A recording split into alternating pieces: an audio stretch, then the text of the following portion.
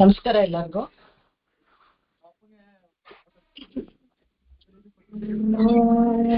ಶುಕ್ಲಾಂಬರಧರಂ ವಿಷ್ಣುಂ ಶಶಿವರ್ಣಂ ಚತುರ್ಭುಜಂ ಪ್ರಸನ್ನವದನಂ ಧ್ಯಾಯೇತ್ ಸರ್ವವಿಘ್ನೋಪಶಾಂತಯೇ.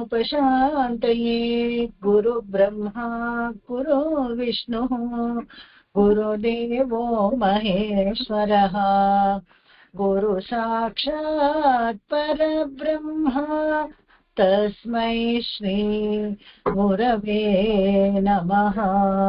ತಸ್ಮೈ ಶ್ರೀ ಗುರವೇ ನಮಃ. ಓಂ ಶಾಂತಿ ಶಾಂತಿ ಶಾಂತಿ. ಶ್ರೀಮಾನ್ ವೆಂಕಟನಾಥಾರ್ಯಃ ಕವಿತಾರ್ಕಿಕಕೇಸರಿ ವೇದಾಂತಾಚಾರ್ಯವರ್ಗೋ ಮೇ ಸನ್ನಿಧತ್ತಾಂ ಸದಾ ಹೃದಯ. சீரொன்னொத்து புல் திருவேங்கடமுடையான் பாரொன்னொச் சொன்ன பழமொழியுள் ஓரொன்னொத்தானே அமையாதோ தாரணியில் வாழ்வார்க்கு வானேர போமளவும் வாழ்வு. மானார்ஹாம் மகதாம் நட்டஜட்டா பர்யந்த நிர்யந்திரண ಕ್ರೀಡಾ ಬಂಧುರ ಸಿಂಧುರಾಜ ಮಹಿಷಿ ಜನ್ಮಾಸ್ಪದಂ ತತ್ಪದಂ ಮಾತಂಕಾಚಲ ಮೌಳಿ ಮಂಡನ ಮನೆ ಮಂದಾರ ಬೃಂದಾರಕ ಶ್ರೇಣಿ ಶೇಖರ ಪಾರಿಜಾತ ಕಲಿಕ ಚೂಡಾಲ வீடாமகே. வாழியருளாளர் வாழியணி அத்திகிரி வாழியதிராஜன் வாசகத்தோர் வாழி ಶರಣಾಗತಿ ಎನ್ನುಂ ಶಾರ್ಬುಡನ್ ಮತ್ತೊಂದ್ರೈ ಅರಣಾಹ ಕೊಳ್ಳಾದಾರಂದು. ಎಲ್ಲರಿಗೂ ನಮಸ್ಕಾರ. ಇವತ್ತು ಈ ಚಿತ್ತನ ರೈತನ ಆ 32 ಸಾಲುಗಳನ್ನ ನೋಡೋಣ. ಖಂಡಿತವಾಗ್ಲೂ ಇವತ್ತು ಈ ಕ್ಲಾಸಲ್ಲಿ ಇದು ಮುಗಿಯೋದೇ ಡೌಟ್. ನಾನಿವತ್ತು ಈ ಮೈ ವಿರದ ಮಾನ್ಯ ಅದನ್ನ ಮುಗಿಸ್ಬಿಡೋಣ ಅಂತ ಅನ್ಕೊಂಡೆ. ಪರವಾಗಿಲ್ಲ, ಮುಗಿದೇ ಹೋದ್ರೂ ಚಿಂತೆ ಇಲ್ಲ. ಇನ್ನೊಂದ್ ದಿವಸ ಮಧ್ಯದಲ್ಲಿ ಒಂದ್ ದಿವಸ ಕ್ಲಾಸ್ ತಗೊಂಡ್ ಮುಗಿಸೋಣ. ಯಾಕಂದ್ರೆ ಈ ಚಿತ್ತನ ರೈತನ ಇದೆಯಲ್ಲ, ಈ 32 ಸಾಲುಗಳನ್ನು ಅತ್ಯದ್ಭುತವಾದ ಪಾಶುರಗಳು.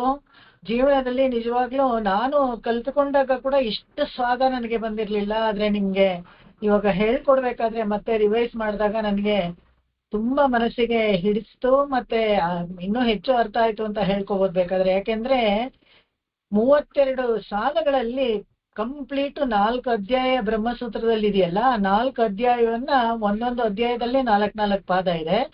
16 ಪಾದಗಳನ್ನ ಎಷ್ಟು ಚೆನ್ನಾಗಿ 2 ಲೈನ್ ಅಲ್ಲಿ ವೇದಾಂತ ದೇಶಿಕರು ಪದ್ಯದಲ್ಲಿ ಹೇಳ್ಬಿಟ್ಟಿದ್ದಾರೆ.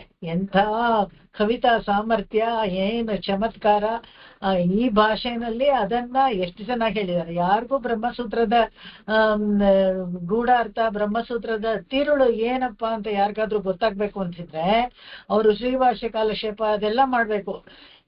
ಅದಕ್ಕೆ ಗಂಡಸರಾಗಿರ್ಬೇಕು, ವೇದ ಗೊತ್ತಿರ್ಬೇಕು, ಅದಕ್ಕೆ ಅಧಿಕಾರಿಗಳಾಗಿರ್ಬೇಕು, ಸರಿಯಾದ ಗುರುಗಳು ಸಿಗ್ಬೇಕು, ಕಾಲಕ್ಷೇಪ ಮಾಡ್ಬೇಕು.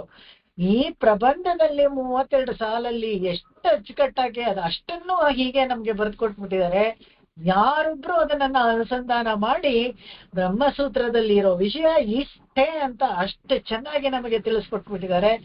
ಅದನ್ನ ನಾವು ಎಲ್ಲರೂ ಪ್ರತಿಯೊಬ್ರು ಅದನ್ನ ಅನುಭವಿಸ್ಲೇಬೇಕು. ಅಷ್ಟು ಸುಂದರವಾದ ಒಂದು ಪದ್ಯಗಳ ಶ್ರೇಣಿ. ಇದನ್ನ 8 ಸಾಲಾಗಿ ನಾವು ಅನುಭವಿಸೋಣ. ಯಾಕಂದ್ರೆ ಪೂರ್ತಿ 32 ಸಾಲವನ್ನ ಹೇಳ್ಕೊಳ್ಳೋದಿಲ್ಲ, 8 ಸಾಲಾಗಿ ಒಂದೊಂದು ಅಧ್ಯಾಯ ಹೇಗೆ ಬರುತ್ತೋ ಹಾಗೆ ಅದನ್ನ ಅನುಭವಿಸೋಣ. ತುಂಬಾ ಸೊಗಸಾದ ಪದ್ಯ ಇದು. ಯಾರಾದ್ರೂ ಒಬ್ರು ಫಾಲೋ ಮಾಡಿ. ಸಬಿತಾ ಇಲ್ಲ, ಊರಿಗೆ ಹೋಗಿದಾರ. ಚಿತ್ತನ ವಿರುತ್ತು ರೈತನ ಚಿತ್ತನ ವಿರುತ್ತು ರೈತನ. ನಮಸ್ತೆ ಮೇಡಮ್. ಹೇಳಿ. ನಮಸ್ಕಾರ. ಚಿತ್ತನ ವಿರುತ್ತು ರೈತನ அனைத்தமை துறையும் இறைவனார். அனைத்தமை துறையும் இறைவனார். சிறிய பெரிய உறவுடைய உடலுமென சிறிய பெரிய உடைய உடலமென நடலம் இலஹடில நிலையினார். நடலம் இலதிலகு நிலையினார். சித்திர தொழிலை ஒத்த பத்தரொடு சித்திர தொழிலை ஒத்த பத்தரொடு முத்தர் பித்தியனும் உணர்வினார். முத்தர் பித்தியனும் உணர்வினார். சிதைவின் மறை நெறியில் எரிய உருமுறைகள் சிதைவில் மறை நெறியில் எரிய உருமுறைகள் முறிய முறிய சிறியறிய நிறைவினார். முறிய சிறையறிய நிறைவினார். சித்தன விருத்திரைத்தனவனைத்தமை துறையும் இறைவனார். சிறிய பெரிய உடைய உடலும் என நடலும் இலதிலகும் இலகினார். சித்திர தொழிலை ஒத்த பத்தரொடு முத்தர் பித்தி எனும் உணர்வினார். சிதைவின் மறை நெறியில் எரிய உருமுறைகள் முறிய சிறையறிய நிறைவினார். சித்தென விருத்துரைத்தன அனைத்தமைத்துறையும் இறைவனார். சிறிய பெரிய உடைய உடலமென நடலம் இலதிலகு நிலையினார். சித்திர தொழிலை ಒತ್ತ ಪತ್ತರೊಡು ತಾಗೆ ತಾವತ್ತಿದೆ ನೋಡಿ. ಚಿತ್ತಿರ ತೊಗಿಲೆ ಒತ್ತ ಪತ್ತರೊಡು ಆ ತಾಗೆ ತಾವತ್ತು ಸ್ಟ್ರೆಸ್ ಮಾಡಿ ಹೇಳ್ಬೇಕು. ಚಿತ್ತಿರ தொழிலை ஒத்த பத்தரொடு முத்தர் பித்தியனு உணர்வினார். சிதைவில் மறை நெறியில் எரிய உரைமுறைகள் முறிய சிறையறிய நிறைவினார். ತುಂಬಾ ಅದ್ಭುತವಾದ ಪಾಶರ ನಾನು ಹೇಳಿದ್ನಲ್ಲ, 32 ಸಾಲುಗಳನ್ನ ಉಳ್ಳದ್ದಿದು. ಈ 19ನೇ ಪಾಶರ ಅಂತ ಹೇಳ್ತಾರೆ. ನಾವು ಯಾವಾಗ ವಾಳಿ ಅರುಳಾಳರ್ ಅದನ್ನ ಎಣಿಸ್ಕೊಂಡ್ರೆ 19ನೇ ಪಾಶರ ಆಗುತ್ತೆ. ಅದನ್ನ ಬಿಟ್ರೆ 18ನೇ ಪಾಶರ ಆಗುತ್ತೆ. ಆ ಸಂಖ್ಯೆ ಏನು ಮುಖ್ಯ ಇಲ್ಲ, ಆದ್ರೆ ಇದರಲ್ಲಿರೋ 32 ಸಾಲುಗಳು ತುಂಬಾ ಮುಖ್ಯ. 32 ಸಾಲುಗಳು ಶ್ರೀ ಭಾಷೆಯಲ್ಲಿ ಇರುವಂತ ನಮ್ಗೆ ವಿಷಯವನ್ನ ತಿಳಿಸ್ಕೊಡುತ್ತೆ. ಇದು ಮುಖ್ಯವಾಗಿ ಚಂದ ವಿರುತ್ತಮ್ ಅಂತ, ಇದು ಇರುಪತ್ತೆಣ್ಣ ಶಿರ್ವಾಶಿರಿಯಂ ಅಂತ ಇದು ತಮಿಳು ಛಂದಸ್ಸಿಗೆ ಕವಿತಾ ಲಕ್ಷಣ ಇದು. ಅದಕ್ಕೆ ಈ ತರ ಹೇಳ್ಬೇಕಾಗತ್ತೆ ಅದನ್ನ. ಚಿತ್ತಿರ ತೊಳಿಲೆ ಆತರ ಅದು ತಿರುವಾಶಿರಿಯಮ್ಮು ಹೀಗೆ ನಾವು ಹಾಡ್ತಾ ಇದ್ವಿ ನೋಡಿ, ಒಂಥರ ಮೆಟ್ಲಾಗಿ ಹೇಳುವಂಥದ್ದು. ಅದೇ ಛಂದಸ್ಸಲ್ಲಿ ಇದನ್ನ ಬರ್ದಿದ್ದಾರೆ. ಇವಾಗ ಇದರ ಅರ್ಥ ನೋಡೋಣ. ಈಗ ನಾನು ಹೇಳಿದೆ ಇದರಲ್ಲಿ 4 ಅಧ್ಯಾಯ ಇದೆ ಅಂತ ಶ್ರೀಭಾಷ್ಯಮಲ್ಲಿ. ಇದಿಷ್ಟೇ ತಿಳ್ಕೊಂಬಿಡಿ. ಯಾರಿಗೆ ಶ್ರೀಭಾಷ್ಯ ಕಾಲಕ್ಷೇಪ ಮಾಡಕ್ಕಾಗಲ್ವೋ ಇದು 32 ಸಾಲನ್ನ ಗಮನವಿಟ್ಟು ಕೇಳಿಬಿಟ್ರೆ ಸಾಕು. ಇಷ್ಟೇನೆ ಇದರಲ್ಲಿ ನಮ್ಮ ಶ್ರೀ ವೈಷ್ಣವ ಸಂಪ್ರದಾಯ ಅಂತಲ್ಲ, ಈ ಶ್ರೀಭಾಷ್ಯ ಇರೋದು ಎಲ್ಲರಿಗೂ ಪೊದುವಾಗಿ ಎಲ್ಲರಿಗೂನೆ. ಸೊ ಆ ಶ್ರೀಭಾಷ್ಯದಲ್ಲಿ ಬ್ರಹ್ಮಸೂತ್ರದಲ್ಲಿ ಅಂತ ಇದಕ್ಕೆ 4 ಅಧ್ಯಾಯ. 4 ಅಧ್ಯಾಯದಲ್ಲಿ ಮೊದಲನೇ ಅಧ್ಯಾಯದಲ್ಲಿ 4 ಪಾದಗಳನ್ನ ಇಲ್ಲಿ ವಿವರಿಸ್ತಾರೆ. ಆ ಮೊದಲನೇ ಪಾಠದಲ್ಲಿ ಏನ್ ಹೇಳ್ತಾರೆ? ಚಿತ್ತನ ವಿರುತ್ತುರೈತನ ನೈತುರೆಯುಂ ಇறைவனார். ಭಗವಂತ ಯಾರಪ್ಪ ಅಂತ ಹೇಳಿದ್ರೆ ಬೇಕಾದ್ರೆ ಪಾಯಿಂಟ್ ಬೈ ಪಾಯಿಂಟ್ ಬರ್ಕೊಂಡ್ಬಿಡ್ಬೋದು ನೀವು. ಭಗವಂತ ಅನ್ನೋನು ಜಗತ್ ಕಾರಣ. ಚೇತನ ಅಚೇತನ ವಸ್ತುಗಳನ್ನೆಲ್ಲ ಎಲ್ಲ ವಿಸ್ತಾರವಾಗಿ ಪೃಥಕ್ಕಾಗಿ ಇದ್ದವನು ಅವನೊಬ್ಬನೇ. ಅವನು ಏಕಮೇವ, ಅವನೊಬ್ಬನೇ ಇದ್ದಲ್ಲ, ಅವನೊಬ್ಬನೇ ಅನೇಕ ವಸ್ತುಗಳಾಗಿ ತನ್ನನ್ನೇ ವಿಸ್ತಾರವಾಗಿ ಮಾಡ್ಕೊಳ್ತಾನೆ. ವಿರಿತು ಉರೈತನ ಎಲ್ಲವನ್ನ ಸೃಷ್ಟಿ ಮಾಡ್ತಾನೆ. ಅದನ್ನ ಇಲ್ಲಿ ಅನೈತು ಅಂದ್ರೆ ಎಲ್ಲವನ್ನ ಸೃಷ್ಟಿಸಿ ಅದನ್ನ ಹೇಳ್ತಾರೆ. ಮೊದಲ ಅಧ್ಯಾಯದಲ್ಲಿ ಬ್ರಹ್ಮಸೂತ್ರದಲ್ಲಿ 4ನೇ ಪಾದ ಇದೆ, 4 ಪಾದಗಳಿವೆ. ಮೊದಲ 2 ಸಾಲು ಇದು ಮೊದಲನೇ ಪಾದದ ಅರ್ಥವನ್ನು ಒಳಗೊಂಡಿದೆ. ಏನಪ್ಪಾ ಅಂದ್ರೆ ಇದರಲ್ಲಿ ಚೇತನ ಮತ್ತು ಅಚೇತನ ವಸ್ತುಗಳನ್ನು ಎಲ್ಲವನ್ನು ಸೃಷ್ಟಿಸೋದು ಭಗವಂತನೇ. ಅದರಲ್ಲಿ ಅಂತರ್ಯಾಮಿಯಾಗಿ ಅವನು ವಿರಾಜಮಾನನಾಗ್ತಾನೆ. ಅದಕ್ಕೆ ಒಂದು ನಾಮ ಹೆಸರು ಇಟ್ಟು ಕರಿಬೇಕು ಅಂತ ಹೇಳಿದ್ರೆ ಭಗವಂತ ಅದ್ರೊಳಗೆ ಇರಬೇಕು. ಅದನ್ನ ಹೇಳ್ತಾರೆ ಜನ್ಮಾದ್ಯಸ್ಯ ಯಥಾಹ. ಇದು ಬ್ರಹ್ಮಸೂತ್ರದಲ್ಲಿ ಮೊದಲನೇ ಅಧ್ಯಾಯದಲ್ಲಿ ಮೊದಲನೇ ಇದರಲ್ಲಿ 1-1-2 ಅಂತ ಬರುತ್ತೆ. ಆ 1ನೇ ಪಾದ ಅದರಲ್ಲಿ ಬರುತ್ತೆ. ಅದರಲ್ಲಿ 2ನೇ ಶ್ಲೋಕ, 1ನೇ ಪಾದದಲ್ಲಿ 2ನೇ ಶ್ಲೋಕ. ಇದರಲ್ಲಿ ಏನಪ್ಪಾ ಅಂದ್ರೆ ಭಗವಂತನೇ ಎಲ್ಲಾ ವಸ್ತುಗಳಲ್ಲೂ ಒಳಗೂ ಹೊರಗೂ ಇರುವುದಾಗಿ ಹೇಳ್ತಾನೆ. ಇವನಿಂದಲೇ ಎಲ್ಲ ಸೃಷ್ಟಿ ಸ್ಥಿತಿ ಮತ್ತು ಲಯ ಆಗೋದು ಅಂತ.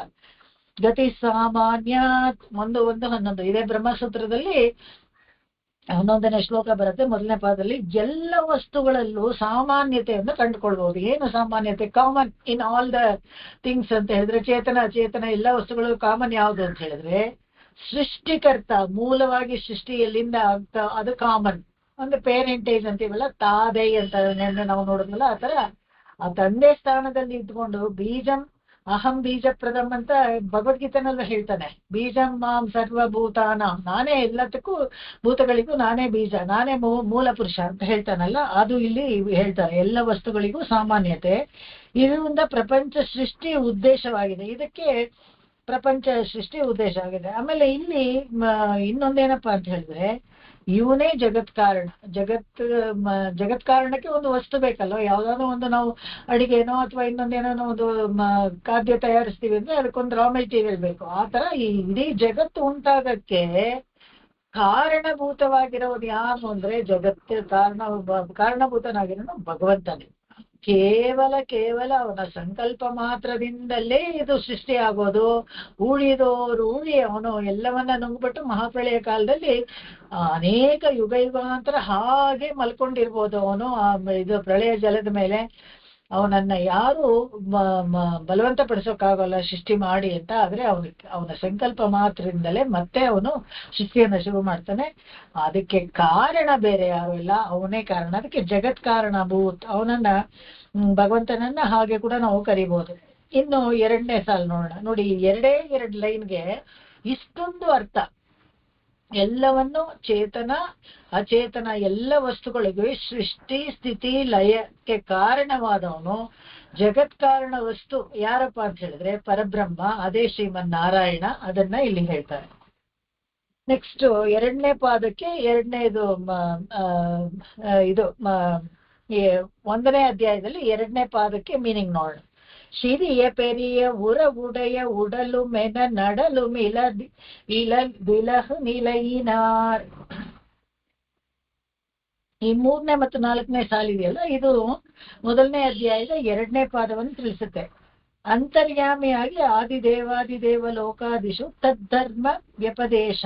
ಇದು ಬ್ರಹ್ಮಸೂತ್ರ. ಯಾಕಂದ್ರೆ ಭಗವಂತನೇ ಶರೀರ, ಜೀವರುಗಳೆಲ್ಲ ಅವನಿಗೆ ಅದಕ್ಕೆ ಶಾರೀರಿಕ ಸಂಬಂಧ ಇರುವುದರಿಂದ ಅವನಿಗೆ ಜೀವರುಗಳು ಮತ್ತು ಪ್ರಕೃತಿಯು ಶರೀರವಾಗಿದೆ. ಎಲ್ಲ ಜೀವರು ಮತ್ತೆ ಪ್ರಕೃತಿಯು ಶರೀರವಾಗಿದೆ. ಅದರೊಳಗೆ ಭಗವಂತ ಅಂತರ್ಯಾಮಿ ಆಗಿದ್ದಾನೆ.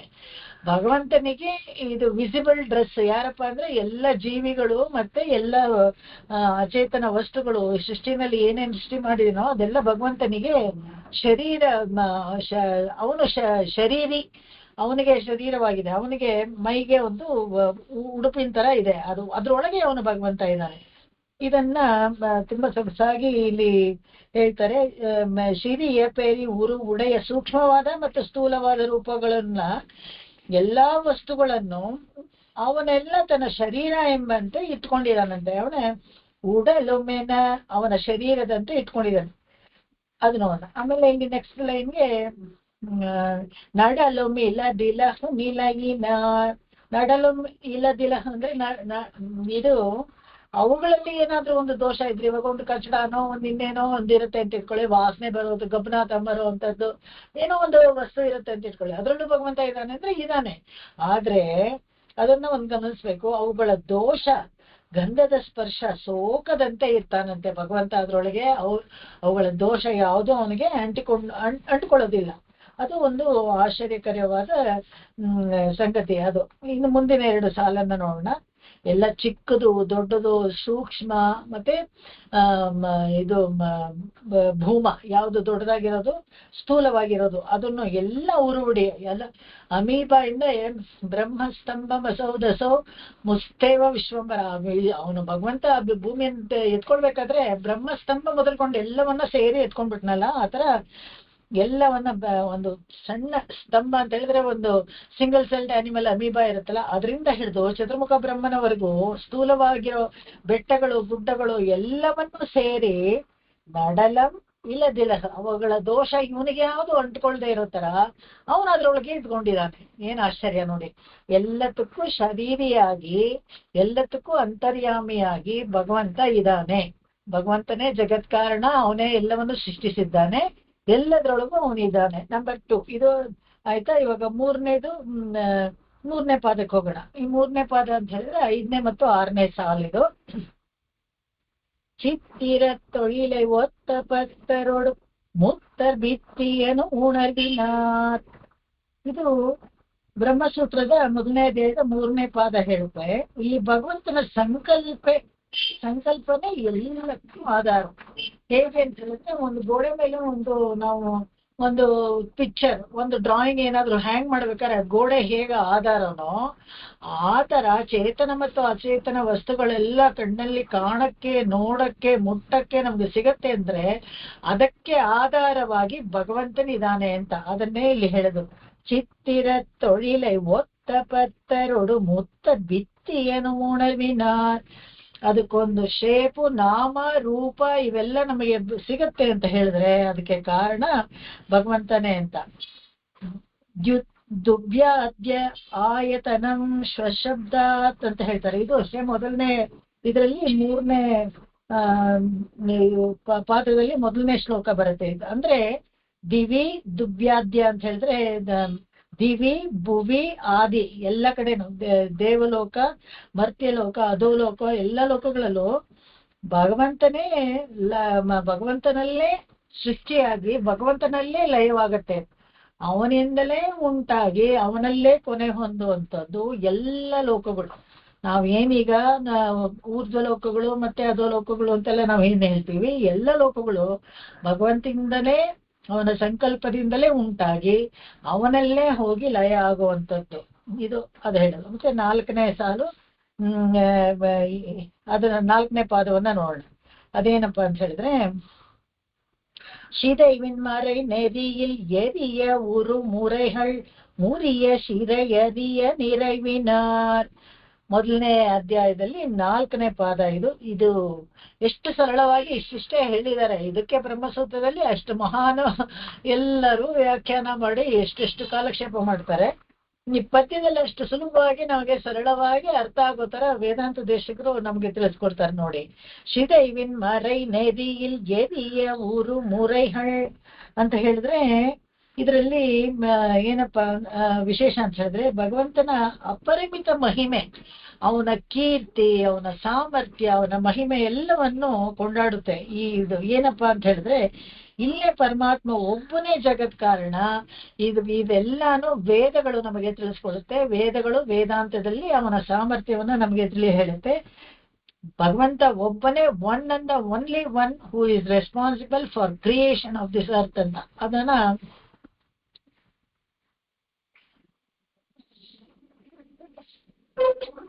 ಇನ್ಯಾರು ಮಾಡಕ್ಕೂ ಸಾಧ್ಯವಿಲ್ಲ. ನಾವು ಕೊನೆಯಲ್ಲಿ ಮುಕ್ತ ದಿಶೆಯಲ್ಲಿ ನೋಡ್ತೀವಿ, ಎಲ್ಲಾನು ಭಗವಂತನ ತರಾನೇ ಅನುಭವಿಸಿದ್ರೆ ಕೂಡ ಸೃಷ್ಟಿಕರ್ತತ್ವ ಮಾತ್ರ ಅವನು ಬಿಟ್ಕೊಡಲ್ಲ, ಅವನೇ ಮಾಡೋದು. ಅದಕ್ಕೆ ಇಲ್ಲಿ ಕ್ಲೀನಾಗಿ ಗೊತ್ತಾಗತ್ತೆ, ಜಗತ್ತು ಉಂಟಾಗಲು ಕಾರಣ ಭಗವಂತ ಒಬ್ಬನೇ, ಅವನೇ ಜಗತ್ ಕಾರಣ ಅಂತ ಹೇಳಿ. ಅದು ಪ್ರಕೃತಿಯಿಂದ ಇಲ್ಲ ಅಂತ. ಇದು ಕೆಲವು ಏನಾಗುತ್ತೆ, ಮತಭೇದಗಳು ಮತ್ತೆ ವಾದಿಗಳು ಇರ್ತಾರಲ್ಲ, ಇಲ್ಲ ಭಗವಂತ ಅನ್ನೋನು ಎಲ್ಲಿದ್ದಾನೆ, ನಾವು ಪ್ರಕೃತಿನೇ ನೋಡ್ತಾ ಇದ್ದೀವಿ, ಒಂದು ಗಂಡು ಹೆಣ್ಣು ಎರಡು ಸೇರಿ ಇನ್ನೊಂದು ಮಗು ಉಂಟಾಗತ್ತೆ, 2 ಪಕ್ಷಿಗಳು ಸೇರಿ ಇನ್ನೊಂದು ಪಕ್ಷಿ ಸಂಕುಲ ಉಂಟಾಗತ್ತೆ, ಹೀಗೆಲ್ಲ ಹೇಳಿ ಪ್ರಕೃತಿಯಿಂದಲೇ ಎಲ್ಲವೂ ಉಂಟಾಗೋದು, ಭಗವಂತ ಎಲ್ಲಿಂದ ಬಂದ ಅದನ್ನ ವಾದಿಸ್ತಾರೆ. ಮುಂದೆ ಬರೋ ಅಧ್ಯಾಯಗಳಲ್ಲಿ ಚೆನ್ನಾಗಿ ತೋರಿಸ್ಕೊಡ್ತಾರೆ. ಹೇಗೆ ಅಂತ ಹೇಳಿದ್ರೆ, ಭಗವಂತನೇ ಕಾರಣ, ಪ್ರಕೃತಿ ಅಲ್ಲ ಅಂತ. ಯಾಕೆ ಅಂತ ಹೇಳಿದ್ರೆ, ಸೃಷ್ಟಿ ಉಂಟಾಗುವಾಗ ಎಲ್ಲ 24 ತತ್ವಗಳನ್ನು ಉಂಟು ಮಾಡುವಾಗ ಪ್ರಕೃತಿನೂ ಭಗವಂತನಿಂದಲೇ ಉಂಟಾಗಿರೋದ್ರಿಂದ ಇವಕ್ಕೆಲ್ಲಾನು ಜಗತ್ ಕಾರಣ ಭಗವಂತನೇ, ಪ್ರಕೃತಿ ಅಲ್ಲ ಅಂತ ಹೇಳಿ. ಪ್ರಕೃತಿ ಕೂಡ ಭಗವಂತನ ನಿಯಮದಲ್ಲೇ, ಅದಕ್ಕೂ ಭಗವಂತನೇ ನಿರ್ವಾಹಕ ಅಂತ ಸ್ಪಷ್ಟವಾಗಿ ತಿಳಿಸ್ಕೊಡ್ತಾರೆ. ಇನ್ನು ನೆಕ್ಸ್ಟ್ 8 ಸಾಲುಗಳನ್ನ ನೋಡೋಣ. ಇಲ್ಲಿಂದ ಹೇಳ್ಕೋಬೇಕು ಈ ಸಾಲುಗಳನ್ನ. ಕತ್ತು ವಿಕ್ಕ ಬಲ ಹತ್ತು ವಿದ್ಯೆ ವಳಿ, கத்து விக்கவல கத்து வித்தை வழி, கத்தவர்க்கு அசைவில் மாயனார், கத்தவர்க்கு அசைவில் மாயனார், கபிலர்கண சரணர் சுகதர் சமணர், கபிலர்கண சரணர் சுகதர் சமணர், வழிகள் அழியும் அருள் மொழியினார். அரர் ಅಂತ ಒಂದಿದಿಲ್ಲ, அரர் 2 ಅಳಿಸ್ಬಿಡಿ ಅದರಲ್ಲಿ. வழிகள் அழியும் அருள் மொழியினார். கத்திலக்கிலும் அருக்குலத்திலும் கத்திலக்கிலும் அருக்குலத்திலும் அஜித்திலொக்கும் ஒரு முதல்வனார். அஷித்திலொக்கும் ஒரு முதல்வனார். கரணமிடி கடிய 11 இருடிக்கமும் கரணம் இடுகடிய 11 இருடிகமும் அடைய முடியும் அடி இருடியார். அடைய முடியும் அடி இருடியார். கத்துவிக்கு வலகத்து வித்யை வழி கத்தவர் கசைவில் மாயனார். கபிலர் கணச்சரணர் சுகத சமணரர் வழிகள் அழியும் அருள் மொழியினார். கத்திலக்கிலும் அருக்குலத்திலும் அஜித்திலொக்கும் ஒரு முதல்வனார். கரணமிடு கடிய 11 இருடிக்கமும் அடைய முடியும் அடி இருடியார். கத்துவிக்க வல கத்துவித்தை வழி கத்தவர் கசவில் மாயனார். கபிலர் கணசரண சுகத சமணர் வழிகள் அழியும் அருள்மொழியினார். கத்திலக்கிலும் அருக்குலத்திலும் அஷித்திலொக்கும் ஒரு முதல்வனார். கரணம் இடுகடிய 11 இருடிகமும் அடிய முடியும் அடி இருடிಯಾರ್. ನಾವು ಹಿಂದಿನ ಇದ್ರಲ್ಲೇ ನೋಡಿದೆ ಎಲ್ಲದಕ್ಕೂ ಕಾರಣಭೂತವನೇ ಅಂತ. ಏತೇನ ಸರ್ವೇ ವ್ಯಾಖ್ಯಾತಃ ಅಂತ. ಇದನ್ನೇ ಎಲ್ಲರೂ ವ್ಯಾಖ್ಯಾತಕಾರರು ವ್ಯಾಖ್ಯಾತ ಮಾಡಿರೋದು. ಏನಪ್ಪಾ ಅಂತ ಹೇಳಿದ್ರೆ, ಬ್ರಹ್ಮಸೂತ್ರದಲ್ಲಿ 1ನೇ ಅಧ್ಯಾಯದಲ್ಲಿ 4ನೇ ಪಾದ ಇದೆಯಲ್ಲ, ಅದರಲ್ಲಿ 2ನೇ ಇದ್ರಲ್ಲಿ ಹೇಳ್ತಾರೆ, 29ನೇ ಶ್ಲೋಕದಲ್ಲಿ ಏತೇನ ಸರ್ವೇ, ಪ್ರತಿ ಒಂದು ಭಗವಂತನೇ, ಅವನಿಂದನೇ ಉಂಟಾಗಿರೋದು, ಅವನೇ ಜಗತ್ ಕಾರಣ ಎಂದು ಹಿಂದಿನ ಇದ್ರಲ್ಲಿ ಪ್ರತಿಪಾದಿಸಿದ್ರಲ್ಲ. ಇವಾಗ ಈ 2ನೇ ಅಧ್ಯಾಯದಲ್ಲಿ ಏನ್ ಹೇಳ್ತಾರೆ ನೋಡೋಣ. 9ರಿಂದ 16 ಸಾಲುಗಳಿದೆಯಲ್ಲ, ಇದಿಷ್ಟು 2ನೇ ಅಧ್ಯಾಯವನ್ನ ಹೇಳುವಂಥದ್ದು. ಚೇತನ ಮತ್ತು ಅಚೇತನ ಸೃಷ್ಟಿಯಾಗಲು ಪರಬ್ರಹ್ಮನಿಂದಲೇ ಅಂತ ಸ್ಪಷ್ಟವಾಗಿ ಹೇಳ್ತಾರೆ. 9 ಮತ್ತು 10ನೇ ಸಾಲಲ್ಲಿ ಏನ್ ಹೇಳ್ತಾರೆ ನೋಡ್ತಾರೆ, ಪ್ರತಿವಾದಿಗಳು ಏನ್ ಮಾಡ್ತಾರೆ, ಈ ಜಗತ್ ಕಾರಣಕ್ಕೆ ಬರೀ ಭಗವಂತನೇ ಕಾರಣ ಅಲ್ಲ, ಪ್ರಕೃತಿನೂ ಕಾರಣ, ಮಹತ್ತು ಅಹಂಕಾರ ಅವೆಲ್ಲ ಇದೆಯಲ್ಲ ಅಂತ ಹೇಳ್ತಾರೆ. ಇದೆಲ್ಲ ಅದಕ್ಕೆ ನಿಯಮಿಸುವನು ವಿಧಿ ಅಲ್ಲ, ಅವನು ಭಗವಂತ ಅಲ್ಲ ಎಂಬುದನ್ನೇ ಹೇಳುದು. ಅವಾಗ ಈ ಜಲ್ಪ ಅಂತ ಒಂದು ವಾದ ಮಾಡೋ ಅಂತ ಒಂದು ವೈಖರಿ ಅದು. ಜಲ್ಪವನ್ನ ವಾದಿಸಿ ಸಾಧಿಸಲಾಗದು ಭಗವಂತನ ವಿಚಿತ್ರ ಶಕ್ತಿ. ಬರೀ ಜಲ್ಪ ಮಾಡಿದ್, ಜಲ್ಪ ಅಂದ್ರೆ ವಾಯ್ ಪಿದರ್ತದೆ ಅಂತ ಹೇಳ್ತಾರಲ್ಲ, ಬಾಯ್ ಬಡ್ಬಡಿಸ್ಕೊಳ್ಳೋದು ಅಂತ, ಆ ತರ ಆಗತ್ತಷ್ಟೇನೆ. ಆದ್ರೆ ಭಗವಂತನ ಈ ವಿಚಿತ್ರ ಶಕ್ತಿ ಇದೆಯಲ್ಲ, ಏನು ಶಬ್ದ ಸ್ಪರ್ಶ ರೂಪ ರಸ ಗಂಧ, ದೊಡ್ಡ ಬಿಗ್ ಬ್ಯಾಂಗ್ ಅಂತೆಲ್ಲ ಸೈನ್ಸ್ ಅಲ್ಲಿ ಹೇಳ್ತಾರಲ್ಲ, ಅದು ಶಬ್ದ. ಅಲ್ಲಿಂದ ಆಕಾಶಾತ್ ವಾಯೋರಗ್ನಿ ಅಗ್ನಿರಾಪ ಅಂತ ವೇದಗಳಲ್ಲಿ ಹೇಳುತ್ತಲ್ಲ, ಅದೇ ತರ ಈ ಇದ್ರಲ್ಲಿ ಶಬ್ದ ಸ್ಪರ್ಶ ರೂಪ ರಸದಿಂದ ಉಂಟಾಗುವಂತ ಪಂಚಭೂತಗಳು, ಪಂಚ ತನ್ಮಾತ್ರೆಗಳು, ಪಂಚೇಂದ್ರಿಯಗಳು, ಪಂಚ ಜ್ಞಾನೇಂದ್ರಿಯಗಳು, ಪಂಚ ಕರ್ಮೇಂದ್ರಿಯಗಳು, ಮನಸ್ಸು, ಇದಿಷ್ಟು 21 ಆಗುತ್ತೆ. ಆಮೇಲೆ ಪ್ರಕೃತಿ, ಮಹತ್ತು, ಅಹಂಕಾರ, ಇದು 3 ಸೇರಿದ್ರೆ 24 ಆಗುತ್ತೆ. 24 ತತ್ವನು ಪ್ರಕೃತಿ ಮೊದಲುಗೊಂಡು ಒಳಗೊಂಡು ಭಗವಂತನೇ ಸೃಷ್ಟಿ ಮಾಡೋದು. ಇದನ್ನು ಅಷ್ಟೇನೆ, ಅದೆಲ್ಲಾನು ಅವನೇ ಸೃಷ್ಟಿ ಆಗೋದು, ಅವನೇ ನಿಯಾಮಕ. ಅದು ಒಂದು ವಿಚಿತ್ರ ಶಕ್ತಿ. ಅದು ಸಂಕಲ್ಪ ಮಾತ್ರದಿಂದಲೇ ಮಾಡೋದು.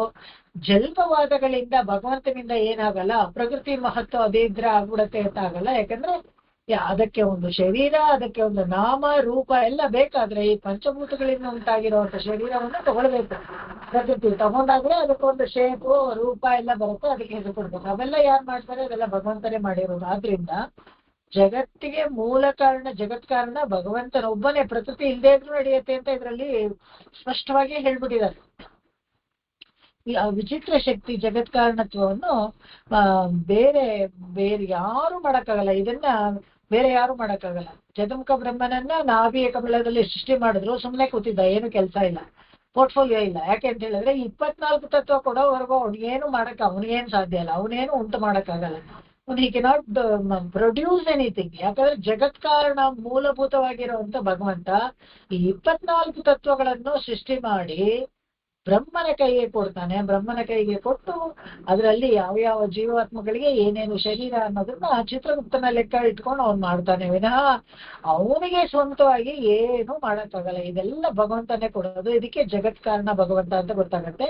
ಆ ಜಲ್ಪವಾದಗಳು ಅಂದ್ರೆ ಸುಮ್ಮನೆ ಅನಾವಶ್ಯಕವಾದ ಬಾಯಿ ಬಡಿಸ್ತಾರೆ. ಯಾಕೆಂತ ಹೇಳಿದ್ರೆ ಅನೇಕ ಮತವಾದಿಗಳು ಇರ್ತಾರಲ್ಲ, ಅವ್ರು ಹೇಳ್ತಾರೆ ಇದರಲ್ಲಿ ದೇವ್ರಿಗೆ ಏನ್ ಕೆಲಸ ಇಲ್ಲ, ಪ್ರಕೃತಿ ತನ್ನಂತಾನೆ ಉಂಟಾಗತ್ತೆ ಅಂತೆಲ್ಲ ಜಲ್ಪ ಮಾಡ್ತಾರಲ್ಲ, ಅದೆಲ್ಲ ಮಿಥ್ಯ ಅನ್ನೋದನ್ನ ಸಾಧಿಸ್ತಾರೆ. ಇಲ್ಲಿ ಮುಂದಿನ 2 ಸಾಲವನ್ನು ನೋಡೋಣ.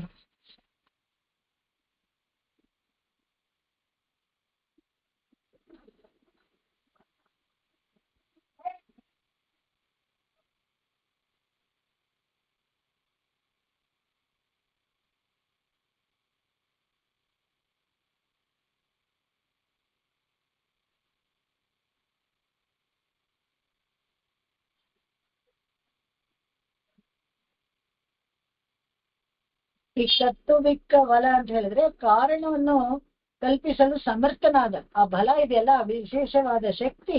ಬಲ ಅಂದ್ರೆ ಬಲ, ಅದು ಭಗವಂತನಿಗೆ ಮಾತ್ರನೇ ಇರೋದು. ಅದನ್ನ ಇಲ್ಲಿ ಹೇಳ್ತಾರೆ. ಕತ್ತು ಬಿತ್ತಿ ಬಳಿ ಜಲ್ಪ, ಸುಮ್ಮನೆ ಏನೋ ಅವ್ರು ಕಲ್ತ್ಕೊಂಡಿರೋ ವಿದ್ಯೆಯಲ್ಲಿ ನಮ್ಗೊಂದು ಸಾಮರ್ಥ್ಯ ಇದೆ ಅಂತ ಜಲ್ಪ ಮಾಡ್ತಾರಲ್ಲ, ಆ ವಾದಗಳಿಗೆ ಕತ್ತವರ್ಕ್ ಅದು ಕಲ್ತಿರೋದ್ರಿಂದ ವಾದ ಮಾಡ್ತಾರೆ ಹೊರತು ಅಶೈವಿಲ್ ಅದರಿಂದ ಭಗವಂತನನ್ನ ಅಲ್ಲಾಡ್ಸಕ್ಕಾಗಲ್ಲ, ಅವನ ಸಾಮರ್ಥ್ಯವನ್ನ ಕ್ವಶನ್ ಮಾಡಕ್ಕಾಗಲ್ಲ ಯಾರು. ಮಾಯನಾರ್, ಯಾಕಂದ್ರೆ ಆಶ್ಚರ್ಯ ಚೇಷ್ಟಿತಗಳನ್ನು ಮಾಡುವಂತ ಶಕ್ತಿ ಉಳ್ಳವನು. ಕಪಿಲರ್, ಕಣರ್, ಕರ್ಣ, ಚರಣರ್, ಶುಕಟರ್, ಶಮಣರ್, ಅರರ್ ಅಂತಾನೂ ಇದೆ. ಅದು ಶಮಣರ್ ಅರರ್ ಅಂತ ಬಂದಾಗ 3 ರಾ ಇದೆ, 1 ರಾ ತೆಗ್ದ್ಬಿಡ್ಬೇಕು ಅದ್ರಲ್ಲಿ. ಶಮಣ ಅರರ್ ಅಂತ ಇದ್ರಲ್ಲ ಕಪಿಲರು, ಕಣಾದರು, ಶುಕತರು, ಜೈನರು ಮತ್ತು ಶೈವರು. ಅರರ್ ಅಂತ ಹೇಳಿದ್ರೆ ಶೈವರು, ಈ ಪಾಶುಪತ ಇದ್ರನ್ನ ಪಾಲಿಸ್ತಾರಲ್ಲ ಅವರೆಲ್ಲ, ಇವರೆಲ್ಲರೂ ವಾದಿಸ್ತಾರಂತೆ. ಅವರು ವಾದ ಮಾಡ್ತಾರೆ. ಮಾರ್ಗಗಳು ಅಳಿಯು ಎಲ್ಲವನ್ನ ಭಂಗಗೊಳಿಸಿ ನಾಶ ಹೊಂದಲು ಕಾರಣವಾದ ಅರುಳ್ಮೊழியிನ ಕೃಪಾಪೂರ್ಣವಾದ ಪಾಂಚರಾತ್ರ ಶಾಸ್ತ್ರವನ್ನು ತಾನೇ ಅನುಗ್ರಹಿಸ್ತಾನೆ ಭಗವಂತ. ಅದನ್ನ ಇಲ್ಲಿ ನೋಡೋಣ. ಈ ನೆಕ್ಸ್ಟ್ 2 ಲೈನ್ ನಲ್ಲಿ ಅದನ್ನ ಹೇಳ್ತಾರೆ. ಕಪಿಲರ್, ಕರ್ಣ, ಚರಣರ್, ಶುಕತರ್, ಶಮಣರು ಅರರು. ಅದಕ್ಕೆ ಶಮಣರ್ ಅರರ್ ಅಂತ ಒಟ್ಟಿಗೆ ಹೇಳಿದಾಗ ಶಮಣರರ್ ಅಂತ ಬರುತ್ತೆ. ವழிகள் ಅழியும் ಅರುಳ್ಮೊழியினார். ಈ ಕಪಿಲರೆಲ್ಲ ಸಾಂಖ್ಯ ಹೇಳಿದ್ರು, ಕಣಾದ್ರು ಅವ್ರದ್ದು ಒಂದು ವಾದ. ಆಮೇಲೆ ಶಮಣರ್ ಅವರು ಇದು ಬೌದ್ಧ ಒಂದು, ಶುಕತರು, ಶಮಣರು, ಆಮೇಲೆ ಅರರು ಪಾಶುಪತಾಶ, ಇವರೆಲ್ಲರೂ 6 ಮತಗಳು ಇದೆಯಲ್ಲ, ಆ ಪಾಷಂಡ ಮತಗಳವರನ್ನೆಲ್ಲ ಅವರು ಅಳಿಯು ಅರುಳ್ಮೊழியினார். ಇವ್ರದೆಲ್ಲಾನು ಇಲ್ಲ ಅಂತ ಸಾಧಿಸ್ಬೇಕಲ್ಲ, ಅದಕ್ಕೂ ಒಂದು ಬೇಕಲ್ಲ. ಅದಕ್ಕೇನ್ ಮಾಡ್ತಾರೆ ಅಂದ್ರೆ ಪಾಂಚರಾತ್ರ ಆಗಮವನ್ನು ತಾನೇ ಖುದ್ದಾಗಿ ಬಂದು ಕೃಪೆಯಿಂದ ಚತುರ್ಮುಖ ಬ್ರಹ್ಮನಿಗೆ ಬೋಧಿಸ್ತಾರೆ. ಅದಕ್ಕೆ ಅರುಳ್ಮೊழியினார், ಅವನು ಪಾಂಚರಾತ್ರ ಆಗಮವನ್ನ ಹೇಳಿ ಇವೆಲ್ಲ ಈ ಬರೀ ಜಲ್ಪವಾದಿಗಳು ಅವರೆಲ್ಲಾನು, ಅದರಿಂದ ಏನು ಆಗುವುದಿಲ್ಲ, ಜಗತ್ ಕಾರಣ ಇಲ್ಲ, ಭಗವಂತನೊಬ್ಬನೇ ಇರೋದು ಅಂತ ಹೇಳಿ ಸ್ಪಷ್ಟೀಕರಿಸ್ತಾನೆ ಭಗವಂತ. ಅದನ್ನ ಇಲ್ಲಿ ಹೇಳ್ತಾರೆ. ವಿಚಿತ್ರ ಶಕ್ತಿ ಭಗವಂತನಲ್ಲಿ ಇರುವಂತದ್ದು ಜಗತ್ ಕಾರಣತ್ವವನ್ನು ಬೇರೆ ಯಾರು ಮಾಡೋದಕ್ಕೆ ಸಾಧ್ಯವಿಲ್ಲ ಅಂತ ಹೇಳಿ ತೋರಿಸ್ಕೊಡ್ತಾರೆ. ಇದರಲ್ಲಿ ಪಾಂಚರಾತ್ರ ಆಗಮವನ್ನ ಬಂದು ಅನ್ಯತಾವಾದಿಗಳಿಗೆ ಈ ಕಪಿಲರು, ಸಾಂಖ್ಯ, ಬೌದ್ಧ, ಕಣಾದ, ಈ ಜೈನರು, ಶೈವಕ, ಪಾಶುಪತ ಮತ ಇದೆಯಲ್ಲ, ಈ 6 ಮತಗಳು ಅಳಿಯುವಂತೆ ವழிகள் ಅಳಿயும் மொழியினார் ಅದರಲ್ಲಿ ಇವ್ರು ಹೇಳಿ ಆ ದಾರಿಗಳೆಲ್ಲ ಮುಚ್ಚಿ ಹೋಗುವಂತೆ ಭಗವಂತ ಮಾಡ್ತಾನಂತೆ. ಇನ್ನು 11, 12ನೇ ಸಾಲ ಆಯ್ತು. 13, 14ನೇ ಸಾಲಲ್ಲಿ ಏನ್ ಹೇಳ್ತಾರೆ ನೋಡೋಣ. ಕತ್ತಿಲಕ್ಕಿಲು ಮರು ಪುಲತ್ತಿಲುಂ ಅಚಿತ್ತಿಲೊಕ್ಕುಮೊರು முதல்வனார். ಇದು 2ನೇ ಅಧ್ಯಾಯದ 3ನೇ ಪದ. ಇದು ಇಲ್ಲಿ ಪರಬ್ರಹ್ಮ ವಸ್ತು ಪಂಚಭೂತಗಳನ್ನು, ಇಂದ್ರಿಯಗಳನ್ನು ಸೃಷ್ಟಿಸಿ ಅದರ ಪ್ರಕಾರ ಬೇರೆ ಬೇರೆ ಜೀವಗಳ ವರ್ಗಗಳನ್ನು ಮಹತ್ವ ಮತ್ತು ಅಹಂಕಾರಗಳ ಸಂಯೋಗದಿಂದ ಉಂಟು ಮಾಡೋದು. ಆಯ್ತು. ಹೇಗೆ ಅಂತ ಹೇಳಿದ್ರೆ, ಈ ಸೃಷ್ಟಿಯನ್ನ 24 ತತ್ವವನ್ನು ಸೃಷ್ಟಿ ಮಾಡಿದ ನಂತರ ಕೂಡ ಇಂದ್ರಿಯಗಳನ್ನು ಅವನೇ ಸೃಷ್ಟಿ ಮಾಡ್ತಾನೆ ಅನ್ನೋದಕ್ಕೆ ಈ ಸಾಲುಗಳು ತುಂಬಾ ಮುಖ್ಯ. 13, 14ನೇ ಸಾಲಿನಲ್ಲಿ ಕತ್ತಿಲಕ್ಕಿಲು ಅಂತ ಎಷ್ಟು ಆ, ಚೆನ್ನಾಗಿ ನಮ್ಗೆ ತಿಳಿಸ್ಕೊಡ್ತಾರೆ. ಅದೇನಪ್ಪಾ ಅಂತ ಹೇಳಿದ್ರೆ ಆ ಇಂದ್ರಿಯಗಳಿಂದ ಸಂಬಂಧಿಸಿದ ಪಂಚಭೂತಗಳಲ್ಲಿ ಇಂದ್ರಿಯಗಳಿಗೆ ಪಂಚಭೂತಗಳಿಂದ ಪಂಚತನ್ಮಾತ್ರಗಳಿಂದ ಉಂಟಾದ ಈ ಶರೀರ ಇದೆಯಲ್ಲ, ಪಂಚಭೂತಗಳಲ್ಲಿಯೂ ಅದು ಕೆಲವೊಂದು ಜೀವ ಸಮೂಹ ಇರತ್ತಲ್ಲ, ಜೀವಗಳ ಸಮೂಹ, ಜೀವಾತ್ಮಗಳ ಗುಂಪು ಇರತ್ತಲ್ಲ, ಅದರಲ್ಲಿಯೂ ಅಚಿತ್ ತೀಲೋಕ್ತಂ ಅಚೇತನ ತತ್ವಗಳು ಹೇಳಿರುವಂತೆಯೇ ஒரு முதல்வனார் ಏಕಮೇವ ಅದ್ವಿತೀಯನಾದ ಮೂಲ ಕಾರಣನು. ಇದು ಕಾರಣಮಿಡು ಇಂದ್ರಿಯಗಳಿಗೆ ಗೋಚರವಾಗಿ ಉಂಟಾಗುವಂತ 11 ಇರುಡಿಕಮಂ 11 ಇಂದ್ರಿಯಗಳಿಗೆಲ್ಲ ಅದನ್ನ ಗೋಚರವಾಗುವಂತದ್ದು. ಜ್ಞಾನೇಂದ್ರಿಯಗಳು ಕಣ್ಣಿಗೆ ಗೋಚರ ಆಗಲ್ಲ, ಕರ್ಮೇಂದ್ರಿಯಗಳು ಕಣ್ಣಿಗೆ ಗೋಚರ ಆಗುತ್ತೆ. ಒಟ್ಟಲ್ಲಿ ಇದು ಮನಸ್ಸು. ಈ ಪೂರ್ಣವಾಗಿ ಅಡೆಯ ಮುಡಿಯುಂ ಅಡಿ ನಾಶವಾಗಿ ಹೋಗುವಂತ ಆದಿಕಾಲದಲ್ಲಿ ಈ ಋಡಿಗ ಋಷಿಗಳಂತೆ ಇಂದ್ರಿಯಗಳ ಅಪೇಕ್ಷೆ ಇಲ್ಲದೆಯೇ ಎಲ್ಲವನ್ನು ತಿಳಿಯುವವನು.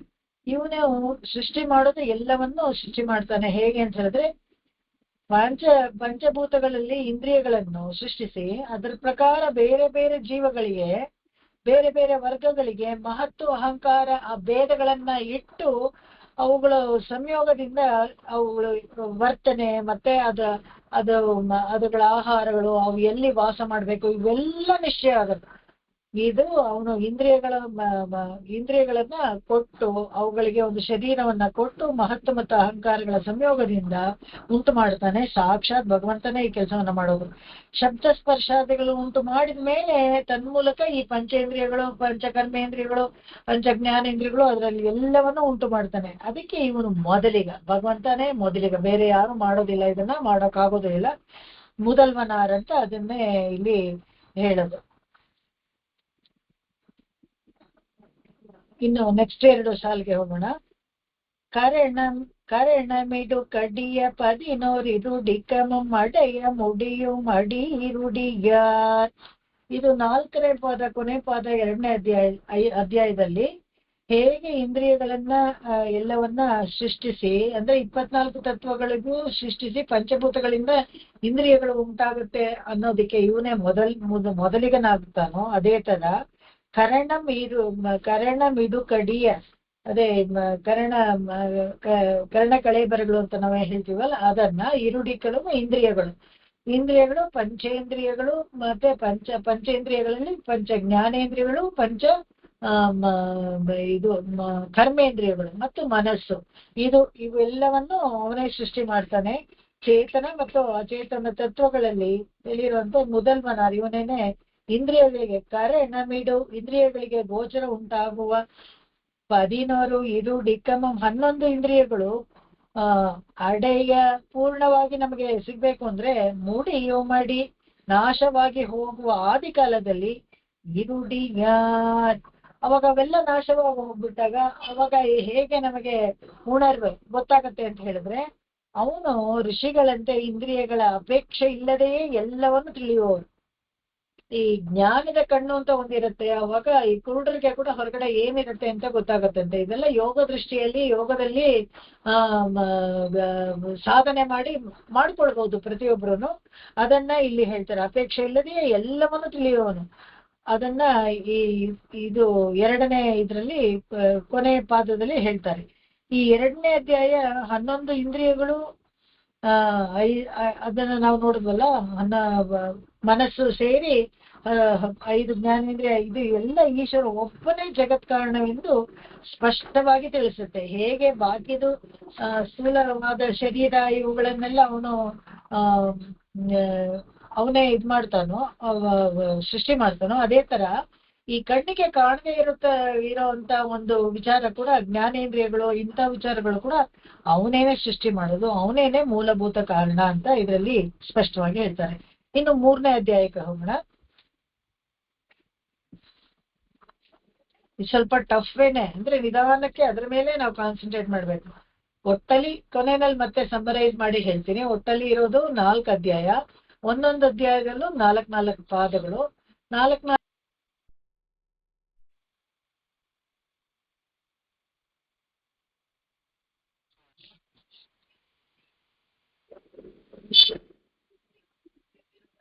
ಅದನ್ನ ಬಿಡಿಸಿ ಕೊನೆಯಲ್ಲಿ ಸಮ್ಮರೈಸ್ ಮಾಡುವಾಗ ಮತ್ತೆ ಇನ್ನೊಂದ್ಸತಿ ನಾನು ತಿಳಿಸ್ಕೊಡ್ತೀನಿ, ಆವಾಗ ನೋಡೋಣ. ಒಟ್ನಲ್ಲಿ 16 ಒಂದೊಂದು ಅಧ್ಯಾಯದಲ್ಲೂ 4 ಪಾದ, 4 ಅಧ್ಯಾಯಗಳು, ಟೋಟಲ್ 16 ಪಾದಗಳಿವೆ ಈ ಬ್ರಹ್ಮಸೂತ್ರದಲ್ಲಿ. ಇದರಲ್ಲಿ ಇವಾಗ 8 ಕವರ್ ಮಾಡಿದ್ವಿ. ಒಂದು ಜಗತ್ಕಾರಣ ಅವನೇನೆ, ಚೇತನ ಅಚೇತನ ವಸ್ತುಗಳನ್ನು ಸೃಷ್ಟಿ ಮಾಡೋ ಅವನೇನೆ. ಅಷ್ಟೇ ಅಲ್ಲದೆ ಆ ಇಂದ್ರಿಯಗಳನ್ನು ಕೂಡ ಅವನೇನೆ ಸೃಷ್ಟಿ ಮಾಡೋದು. ಅಬ್ಸ್ಟ್ರಾಕ್ಟಿಂಗ್ಸ್ ಏನಿರುತ್ತೆ ಅದನ್ನ ಕೂಡ ಭಗವಂತನೇ ಸೃಷ್ಟಿ ಮಾಡೋದು ಅನ್ನೋದು ಸ್ಪಷ್ಟವಾಗಿ ತಿಳಿಸ್ಕೊಡ್ತಾರೆ. ಈಗ 17ನೇ ಸಾಲಿಂದ 24ನೇ ಸಾಲವರೆಗೂ ನೋಡೋಣ ಇದನ್ನ. ಒತ್ತನೈತ್ ಉಲಹಂ ಒತ್ತಿ ವರುಂ, ಒತ್ತನೈತುಲಹಂ ಒತ್ತಿ ವರುಂ, இசைவினார் இப்பவத்திசையும் இசைவினார், உறவம் அருவம் என உலகின் முடகிலதில், உருவம் அருவமெனும் உலகில் முடுகிலதில், உவமை இலதிலகு தலைவனார்,